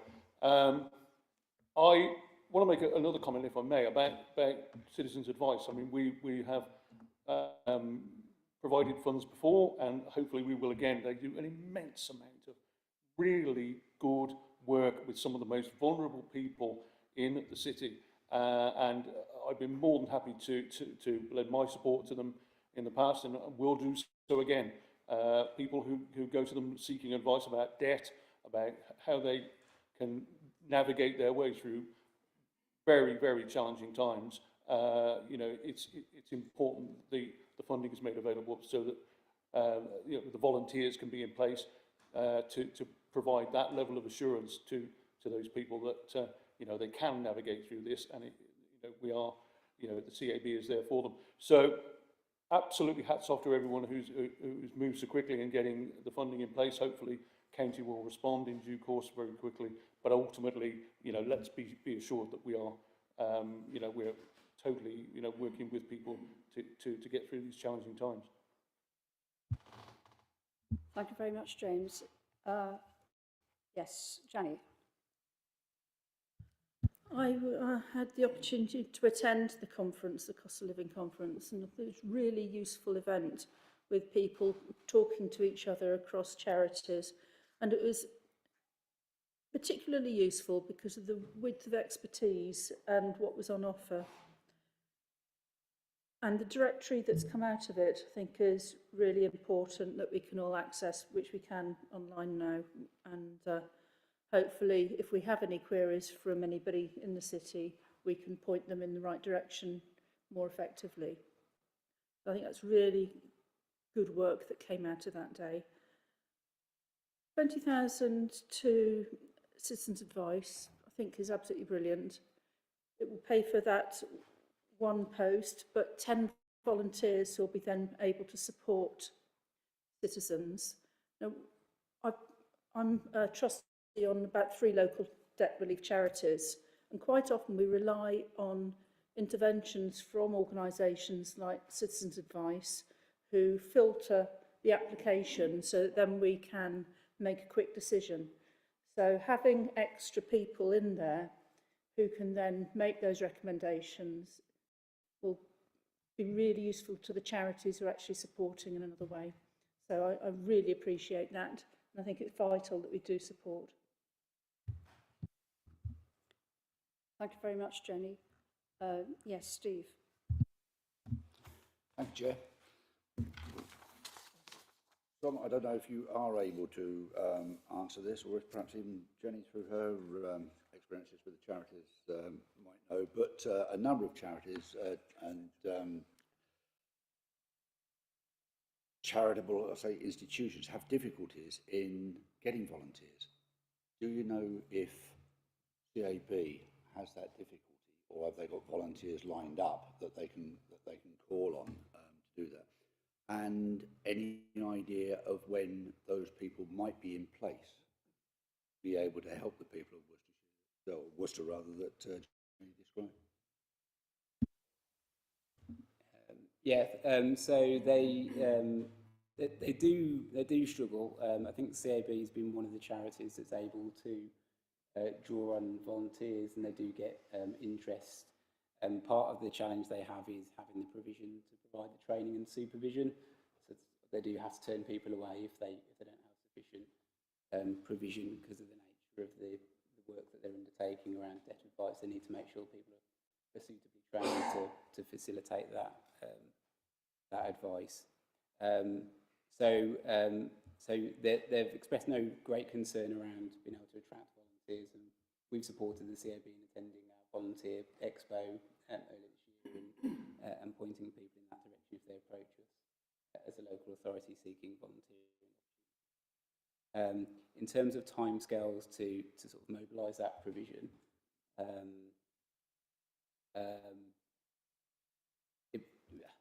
I don't know the specifics. I think the indication was relatively soon in terms of getting people in place. The delay comes in the training, so it partly depends on the experience and knowledge of the volunteers, what their background is, and how much training and support that they need to be able to deliver that. But there would be a lag in the process. It wouldn't be an instantaneous provision due to it being volunteers as opposed to competency-based recruitment process. Do we have anybody else wishing to speak? Oh.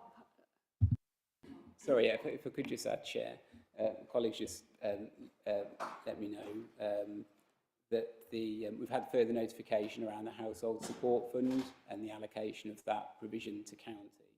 So that's been further confirmed, and that the restrictions that have been placed on the last round of funding have been removed for this period, which I believe is 6 months.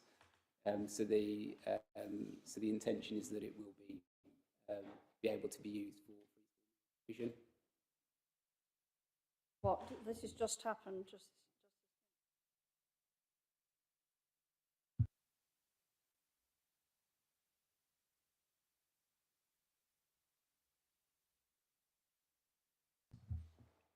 Yeah, if I may come in, we had a chief execs meeting late last night, and part of that meeting, I was informed that County Council had received some guidance for the Household Support Fund, round 3. It's I'm hesitating because I've not seen it and they've not been through it in detail, but the hope is that it will be similar to what we received last time. And that was across the county, that was £3.9 million, give or take. And that was then, part of that was retained by County Council, and part of that was then distributed across 6 districts.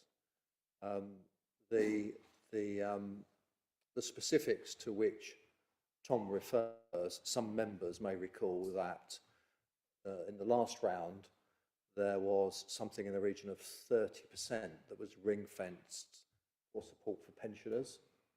There were other restrictions which made it difficult for us to be entirely flexible with how the money is spent. If this is heavily caveated, as I say, because I've not seen the guidance myself, but if the funding is similar to the last round and the restrictions are lifted, that will put the County Council in a position where they can afford some, if not all, of the free school meals provision that we are talking about for the balance of this year. Piece of work still needs to be done on that. Taking the lead from the questioning this evening, of course, officers here will be pushing very hard to make sure that we maximise the benefit of that funding that's literally only just been announced for county. We don't know what the allocation is at the moment, but fingers crossed, it will go some way to addressing some of the cost of living issues that we now face in the city. So not just school meals, for example, but also food bank and our discretionary welfare assistance scheme. You remember we use money for that as well.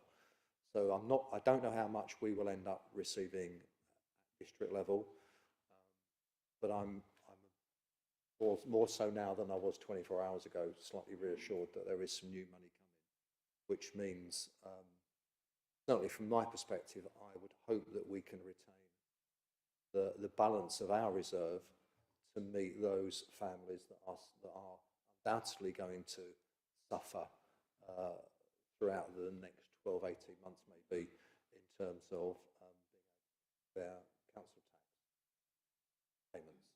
So hopefully with the money we've got that we can keep in reserve, plus the new money, we will be in a better position. I think we're right at the moment to agree something tonight, but it may be that we don't need that money if our plans come to fruition.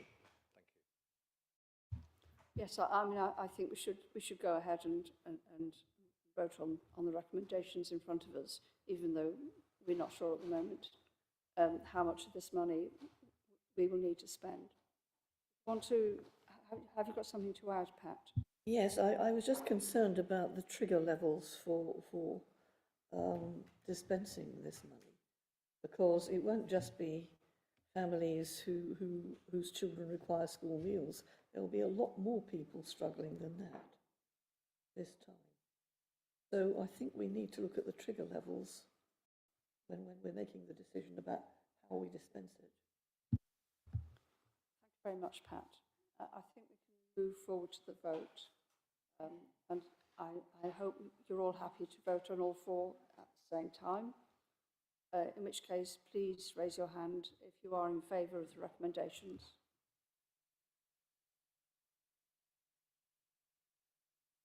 Thank you.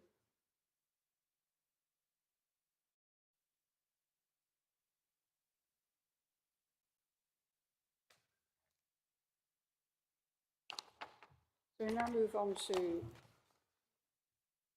item 8, Freedom Leisure Contract Update, Rising Cost Pressures. Oh, what's that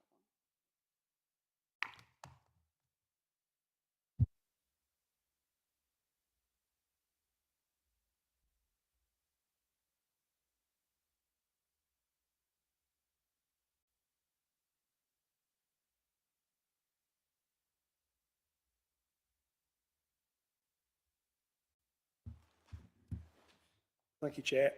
Chair, the report in front of members tonight focuses on the rising cost pressures faced by Freedom Leisure and obviously other leisure contractors across the country.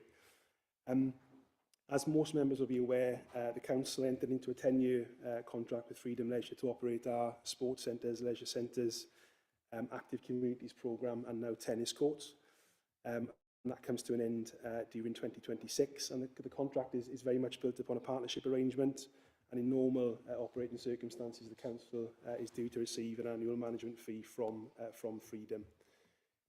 Paragraph 2.3 of the report sets out the support we provided to Freedom during the COVID-19 lockdown period, and the total amount of that was just over £800,000, but that was offset through some Sports England National Leisure Recovery funding and some income compensation from the government as well.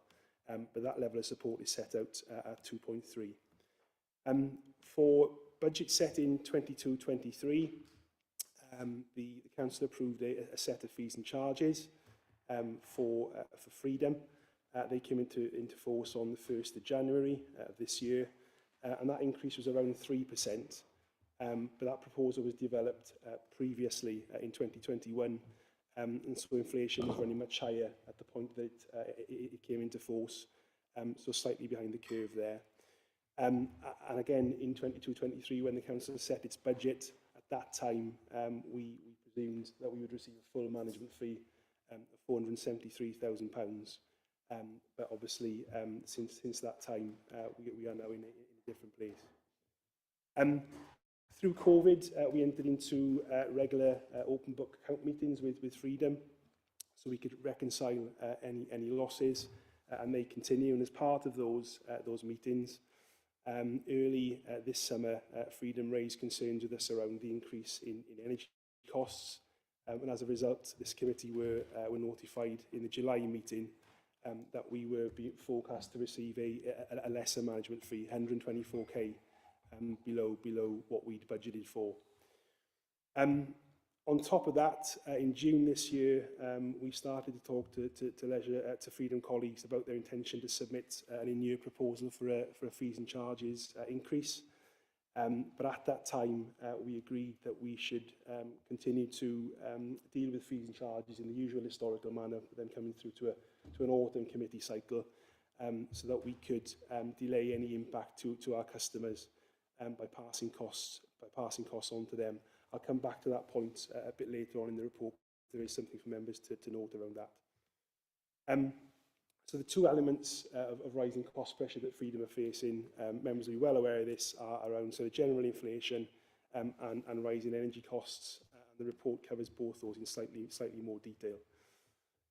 So just around inflation, if forecasts are accurate, it's likely that future fees and charges review will indicate a rise in the region of 13 to 15%. That can be expected.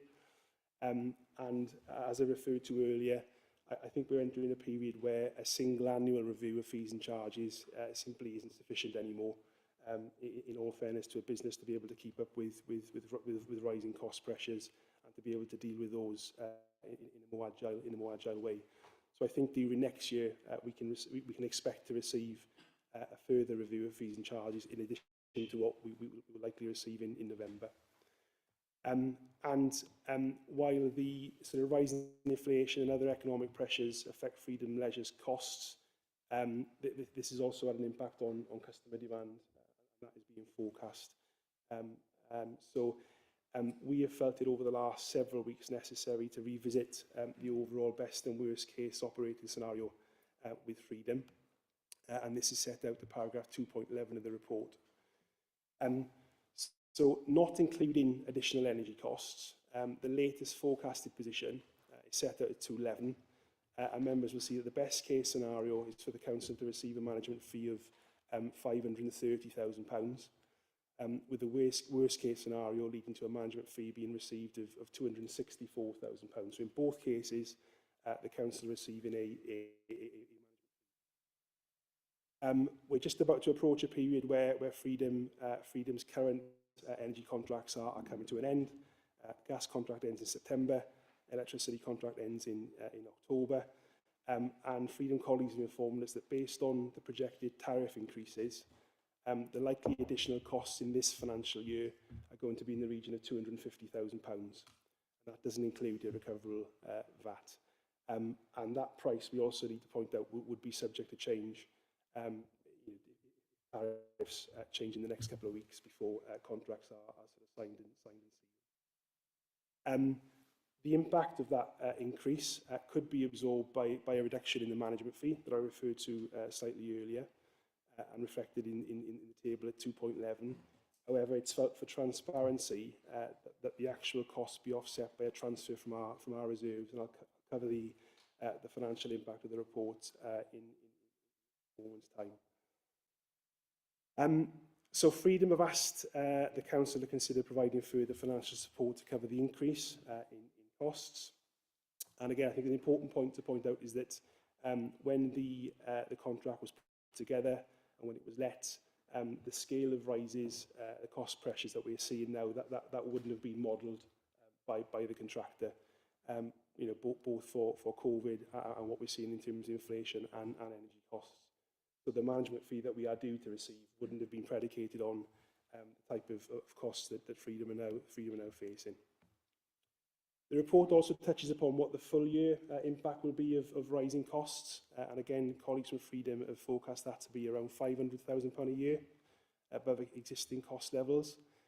We've not included any recommendations on that in this report this evening because officers feel that we need to carry out some further in-depth work around that to understand that better so that when we come back to talk about budget setting for next year and beyond, we can make sure that you as members are better informed.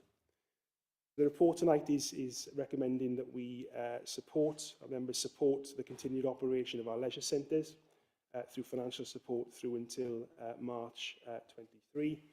And as I say, to undertake that further detailed review of longer term costs and what the impact would be both for Freedom, Leisure and for ourselves.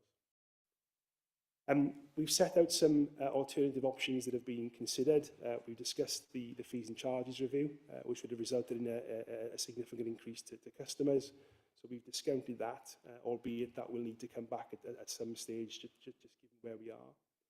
And we've discussed the reason for the recommendation not to reduce the management fee, but to deal with this separately through a reserve so that we can account for that much more clearly. There are some more nuclear options that we are discounting at the moment, and if members were minded to consider those, they would obviously absolutely be a last resort. We've discounted temporary closure of one or more of our leisure centres. There would be much more in-depth work to understand the impact of that, both for our customers and obviously from an income point of view. And the option of bringing the operation of leisure back in-house has also been discounted at this time. There is no recommendation from officers around that. And again, if that was to be considered, there would be a huge amount of work to be done in that. That is not being considered at this time. We've discussed the installation of solar power generation at one or more of the centres, and there's a piece of work ongoing at the moment about utilising Purdeswell Leisure Centre, and I think the roof and colleagues from Freedom may want to comment on that in a moment's time. So we're looking at other ways where costs can be. So in terms of the financial implications, Chair, the report is recommending the provision of financial support up to a maximum value of £255,000 to cover the period the 1st of October to the 31st of March 23. And having consulted with Shane, we are recommending that is taken from the Council's business rates risk reserve. That reserve currently has an expected balance at March of 2.48 million, subject to any other requirements for funding during the year. And as part of the Council's financial rules, we must maintain a balance of that reserve of 1.4 million. So withdrawing £255,000 would leave a balance of 2.23 million. There is a further commitment included as well, but will still keep us above that 1.4 million minimum level. So hopefully I've covered off the key points, Chair, and happy to take any questions. I would, Chair, if you don't mind, perhaps invite the colleague from Freedom up as well to assist with any questions that members may have for Director Freedom colleagues. Thank you very much, Lloyd. I have a question myself, actually, about figures. I was at Purdiswell earlier today, and I was told that the annual requirement is expected to be 600,000. Here in this report, it's 500,000. That's the actual, you know, the annual extra money required to pay energy bills. Could we clarify what the right amount is? Yeah, happy to jump in there. I think the costs are fluctuating all of the time, and our procurement stated last week that we're currently looking at £621,000 over a 12-month period. So that's where it's currently at. Thanks very much. I'll open the floor to other speakers now, and so far I've got Adrian. Thanks. I don't know who this gentleman is, Chair. Oh, sorry. He's Rob Tyler, the manager of the leisure centres in Worcester.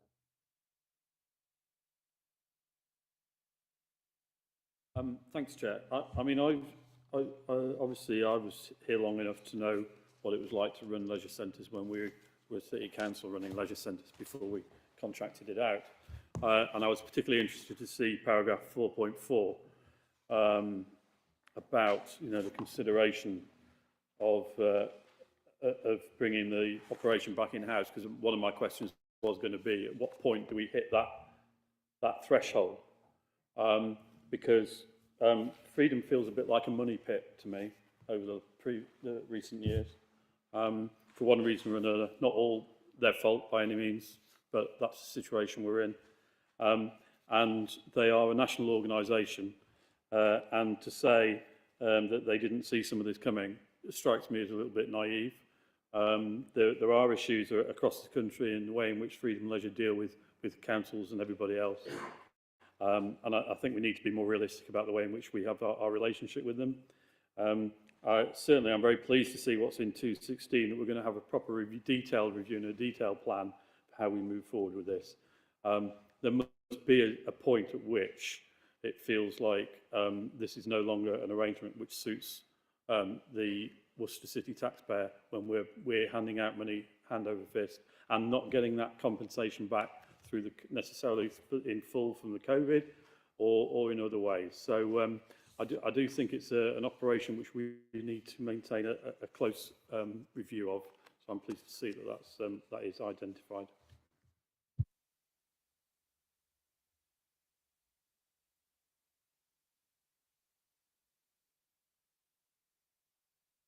Thank you. I'd like to endorse those comments, actually. It's an enormous sum of money. But I was interested that Mr. Griffiths was talking about photovoltaic cells and so forth, and hopefully other sources of renewables, because it seems to me that one of the things we must start looking at as quickly as possible is future-proofing our energy requirements. And that goes for community centres as well as leisure centres and so on. I think we really need to look at all of this seriously across the board, and I look forward to seeing a report on that, I hope, in the not too distant future. Thank you, Pat. Those are very valid comments, and I share them. And I think the solar panel investigation at Purdiswell should be expedited, and there should be consideration as to what can be done at the other leisure centres. James.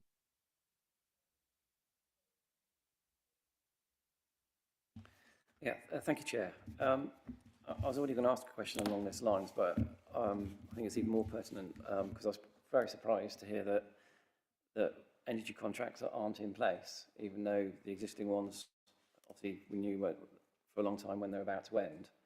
And as Adrian alluded, this is been a crisis of energy prices that's been around a long time now. Energy prices started rising consistently in March 2021 and reached sort of elevated levels September 2021. And in the paper and what's being said, it seems like we very much are behind the curve. Freedom Leisure operate 100 facilities across the country, of which they must, one of their major cost must be energy. So I'd expect them to have expert buyers and have contracts in place well in advance. So to the fact that we still don't know what the energy costs are going to be for contracts that are about to end in a few weeks' time, I don't understand why that's the situation. Airlines hedge their fuel costs because that's their biggest input cost. So it just feels that the buck keeps coming back to the council. So that's one question. And then there's very little information about what's being done by Freedom Leisure already. We're talking about future reviews, solar panels on the roof, but what's already been done to reduce energy costs? What's already been done to reduce general overhead costs? What's been done to generate future income or additional income? Now, there may be actions that have been taking place, but there's no evidence of that in the paper. So those are a couple of questions. Thank you, Andy. I know Rob can answer the question about what steps have been taken already to save energy. So I'll ask him to do that. Yeah, it's an important question, and I'll take the second question before passing back over to Jeremy for the first one. During the 2021-22 financial year, and I can share this report with you following the meeting, we actually saved 139,000 kilowatts of electricity compared to 2018 and 2019. Had we have not taken those steps, we'd obviously be paying the price for it now. I'll go into a few of what we have actually done to get us to that figure. We've also saved, in 2021, compared to 2018, 189,000 kilowatts in gas. So it's a significant amount of work that has gone in. Just to kind of read off a few of the key points. We've reduced our pool temperatures. All colleagues have received environmental training within the organisation in the area in Worcester. We've installed a pool cover at Perth as well, which has obviously made a significant impact into that. And we've upgraded into LED lighting throughout all of the facilities. We've got energy action plans in place. And these are all just a few things that have been in place now for quite some time, which has put us in a better position now than we would have been if we hadn't have done that. I'd say more recently, earlier this year, we've appointed a group environmental and sustainability manager just to take us more forward, really. And we've also got an independent report here that we're working with Lloyd and the council in terms of looking at solar opportunities, and maybe opportunities across the board with pool pump controls, heating controls, and various other minor things that could make an impact. So we have done a significant amount. And unfortunately, things have really taken off over the last few months. So I'll happily share some of that detail, which obviously isn't in that report. But Jeremy will be able to answer the one across the group and procurement in terms of tariffs. Yeah, I think, yes, obviously a difficult time for both obviously our partners and services and staff as well in all the facilities. In terms of your point, we do work with energy experts. So we have a broker that works on our behalf, and it's the same broker that we've had a partnership with over the last 6 or 7 years, where we and 20 yourselves as a partner and others have benefited from fairly stable prices and economies of scale by that procurement piece. Yes, we were aware our contracts were due for renewal towards the end of this year, and taking advice from our brokers, obviously started at the turn of the year, January time, to plan to make decisions on that in spring, at the start of the new financial year. Obviously, there's been world and global events that emerged in February and March that significantly spiked those energy costs. And again, we took advice from the broker to consider a decision later in the year, generally the summer, when prices tend to soften. Unfortunately, the way things have gone elsewhere in the world, that hasn't happened. And we've been, since March, February, monitoring the situation on a daily basis in terms of those wholesale energy costs in the market. Should the situation change, we are able to act quickly in terms of that. We'll have a 4-hour window where we can make a decision to sign contracts at the appropriate price. And we're hopeful in terms of some of the national campaigning that we've done along with UK Active, Sport England, Swim England, Swim Wales, Welsh Government, and the other sort of bodies that obviously we work very closely with, that there will be some support mechanisms coming in place, hopefully sometime this week we may hear. And I've seen recently, this evening, that UK Active have written to the incoming Prime Minister to encourage support to local authorities to protect, vital sort of health and well-being services that obviously we run on your behalf. I think the value in those is and the value to put them at risk is far outweighs the challenge that we have, and we'll be working together across the board with all that to produce the best solution. I think what you have in Worcester, you've got a brilliant team, local team, who, in terms of Rob's answer there, have led the way for the company in terms of how they, over the last 4 or 5 years, have continued year on year to reduce consumption in those facilities whilst the footfall is increasing. So, I've got to give them sort of due credit to that, because we could be in a far worse position with that extra load on the system compared to where we are now. So I think it is, we have good dialogue, obviously, with the local authority and the partners. It is about driving the business performance as well. Obviously, we've got Purdeswell coming back online in terms of the pool over the next few weeks, and we really need to sort of drive that performance so we can mitigate against any shortfalls that there are. So it's very much a moving feast, but we're very focused on it, and we've got some great people locally who can that challenge. Yeah, well, thank you for being here this evening to add that extra information. I think it's reassuring to hear that you've taken so many steps to reduce energy at Purdeswell in particular, and but the energy contracts does sound like you're sort of making decisions which would affect the council's budget quite significantly by making a call based on, I guess, based on advice, but it's effectively a gamble that prices would come down, and obviously they've gone up. I just want to know, was the council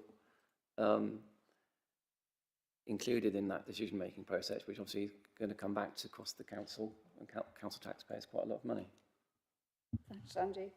Can you answer that, Lloyd?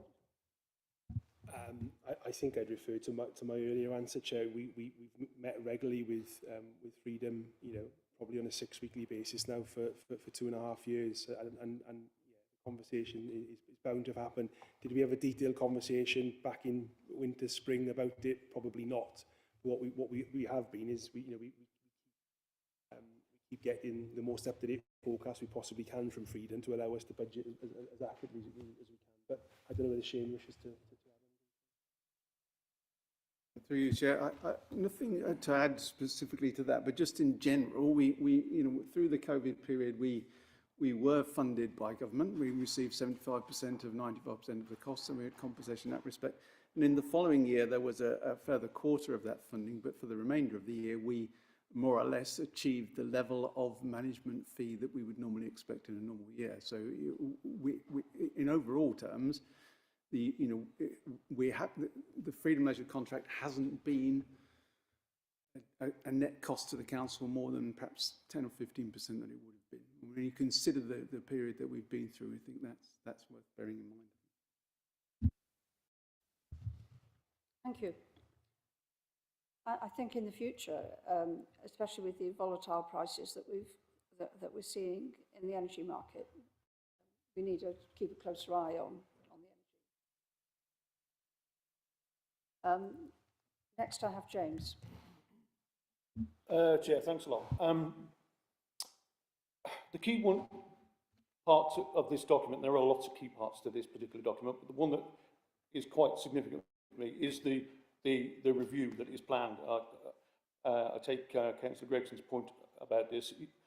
You won't be surprised if I'm not quite as nostalgic about the way that things were necessarily, whether we return to an in-house situation.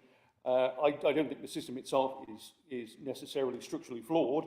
I think we are in desperately challenging times. Interestingly enough, some of quite a lot of the energy that we consume in this country is supplied by friendly nations, not necessarily all by countries that we're have a challenging relationship with. And I think the point about the review is that we're looking at a period where energy prices are going to remain volatile, and they're not going to return significantly to levels that we might be more comfortable with. And I think if we are going to move forward as a council, we've got to build that understanding into our relationship going forward. It's not going to be something that we can confidently expect to simply just,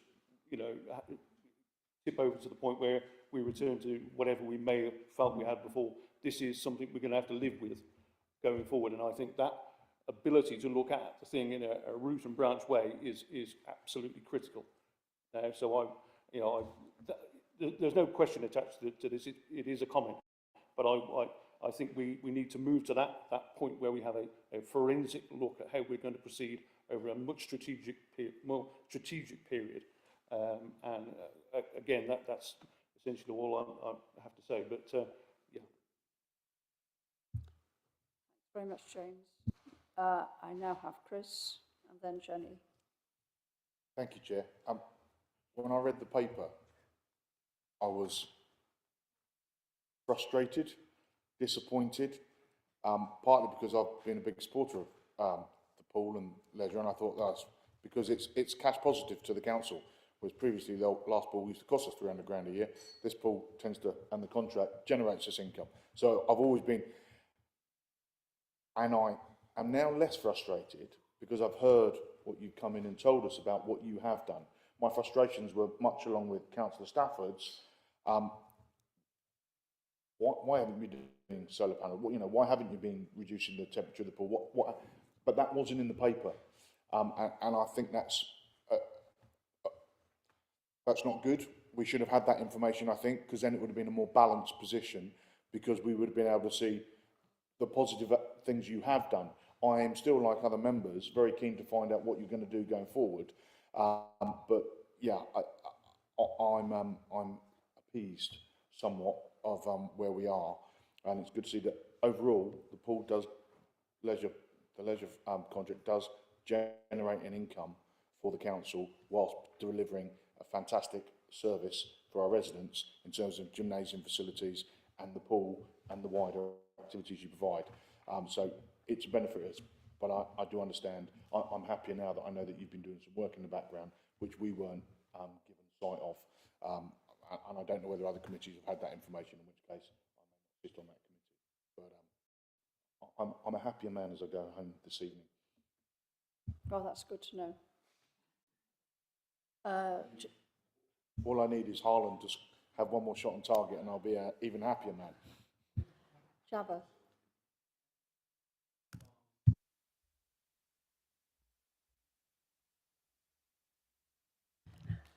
Thanks, Chair. First question. No, swimming pool's been closed for some time now.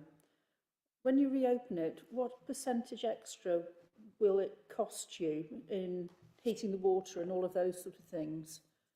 That's 8.1, and the other one is, I don't know how much you think the fees should increase, but lots of people in this city are not going to get an 18% pay rise in the next year, and lots of people on benefits are going to get very little at all. So I worry that there's going to be a danger of pricing particularly young people out of the market, and what can we do now to try and stop that from happening?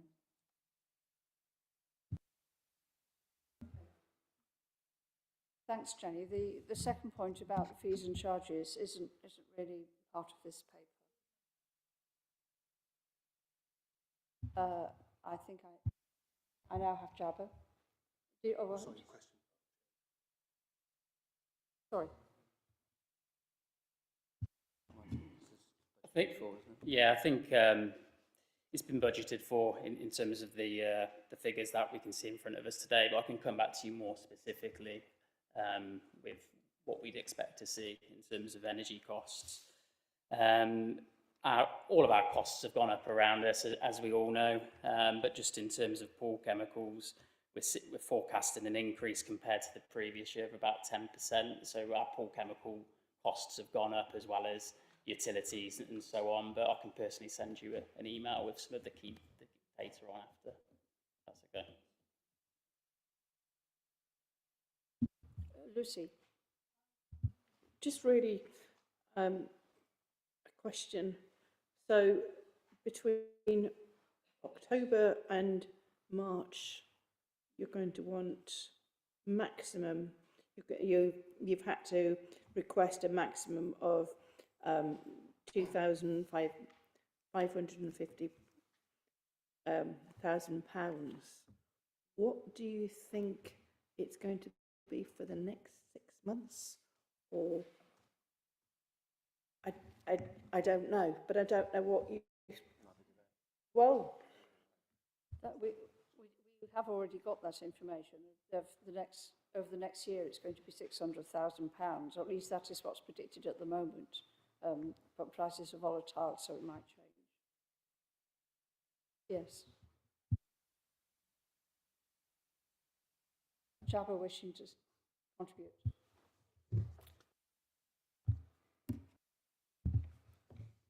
Thank you, Chair.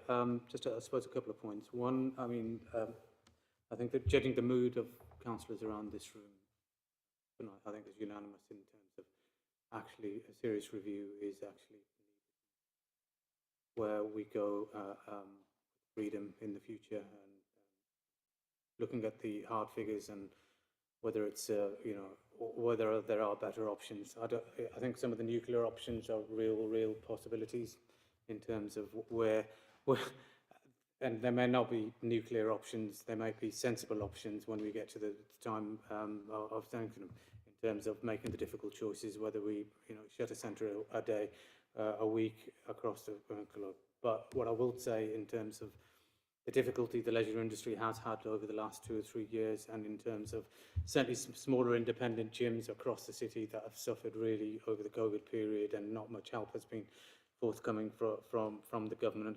Larger operators are somewhere better protected in terms of that. But what the leisure industry has done in terms of regalvanising people, in terms of getting them back into health and fitness routines, in terms of just getting to a really happy place where they can go out to, would be devastating if we weren't to support that through this difficult period.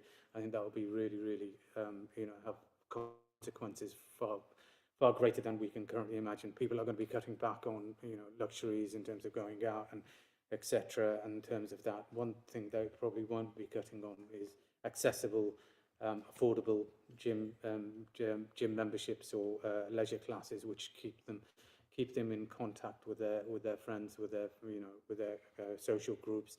In terms of that, I think that would be a real bad mistake for us.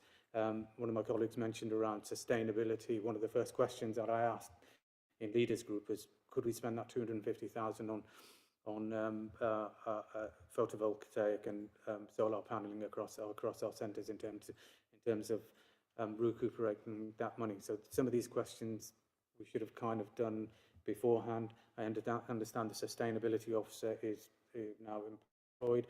This is a key task for them, or for that person, in terms of looking where we go across all of our community assets and get that plan of action into place.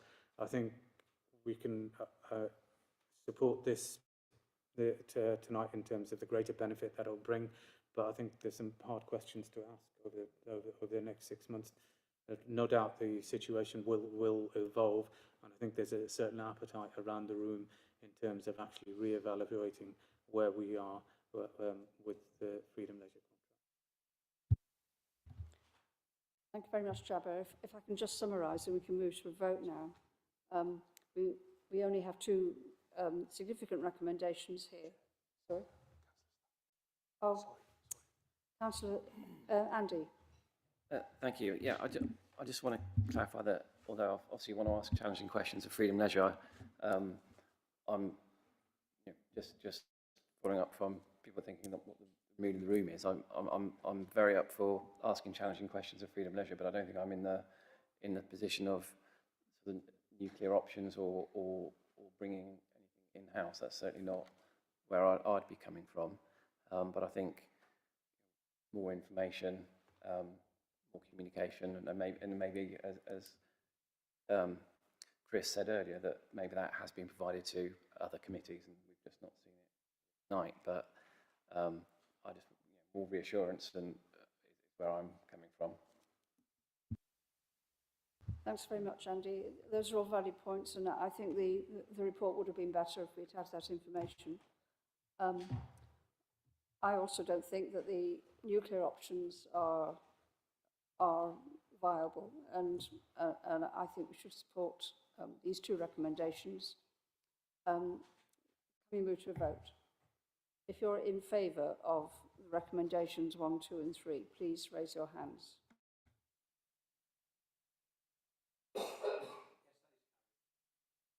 Thank you. Thank you very much to our representatives from Freedom Leisure for coming to answer questions.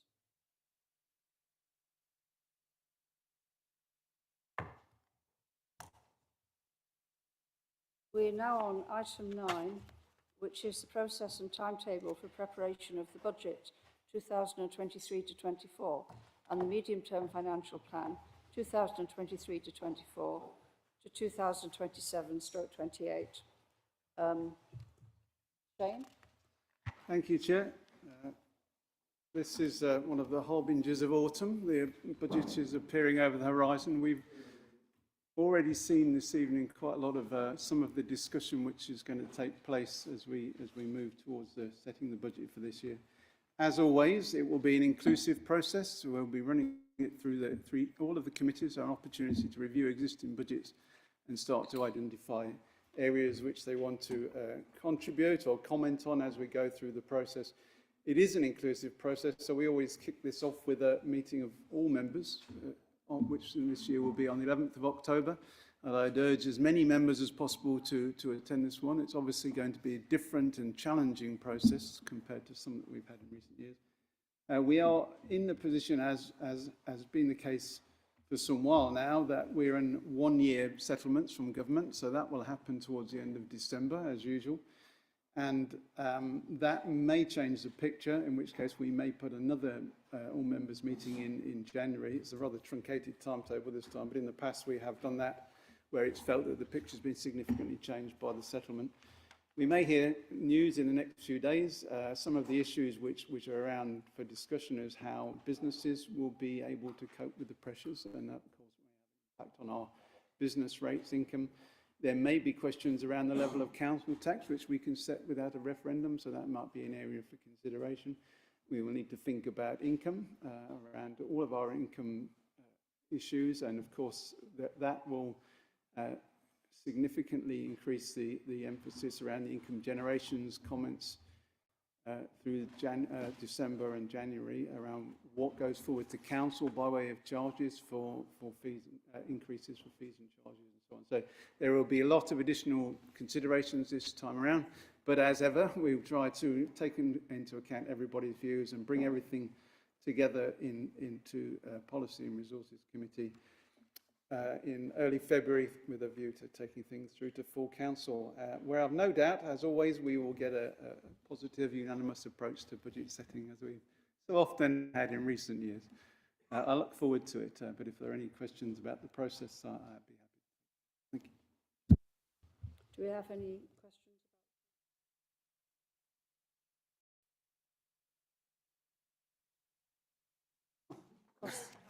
The hour is late, so can I ask people to show their approval of the proposed process and timetable for preparing the budget and the financial plan?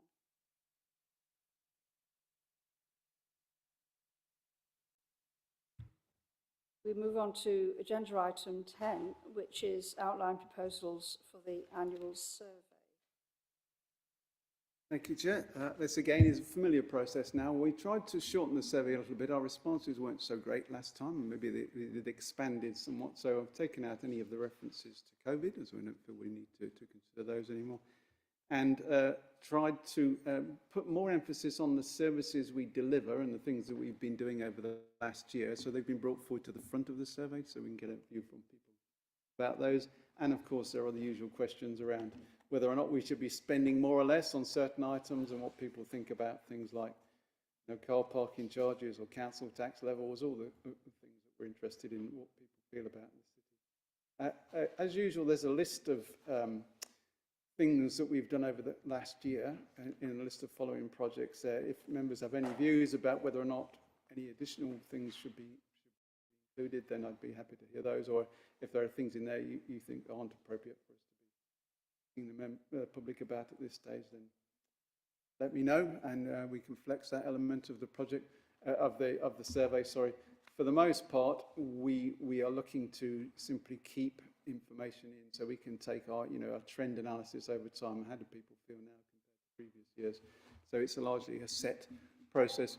One other addition is that we last year we did versions in 2 different languages, and this time we're looking to add Portuguese as possibly a third language. This community wants to gain any questions, but as I say, it's a familiar process. Thanks very much, Shane. Do we have any questions? Jabba. Thank you, Chair. It's just obviously in terms of levels of engagement that we do get from non-white population within the city in terms of that. Just making a real effort to try to go and get everybody's opinion and get that percentage level up a bit. I know it's difficult and it's notoriously difficult, but hopefully utilising the community engagement team that we've got, have done a fantastic job over the summer in terms of their events, just getting it out and using the community events as a way to engage the survey rather than here's a survey, can you please fill it out? To you, yeah, that is part of the plan, and there are some events will be coming up in terms of further COVID inoculation, for example. So those are opportunities where we have large amounts of people coming through community centres where we can be available and potentially engage in the survey process as well. Pat. Maybe a minor point, but there are moments when it looks more like propaganda than a survey. Like a fantastic app, all that sort of thing. I think perhaps we should remove some of the more emotive wording of some things so that people have room to say what they think. Point taken. Thank you. I'd like to add that I think there's 2 significant areas that are really not covered at all in the survey, and that's what the City Council are doing about the climate emergency and the biodiversity emergency. We have a member of staff working in this area, sustainability strategy, but we're not asking our residents what they think of what we're doing. Could that be added to the survey?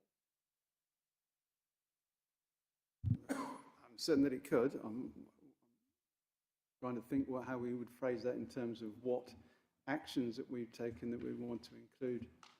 Because obviously there's a lot of detailed actions, maybe just simply agreeing the environmental strategy itself could be the answer to that. Thanks very much. Do we have any more questions? Comments? In that case, can I ask members to approve the proposed annual survey and consultation?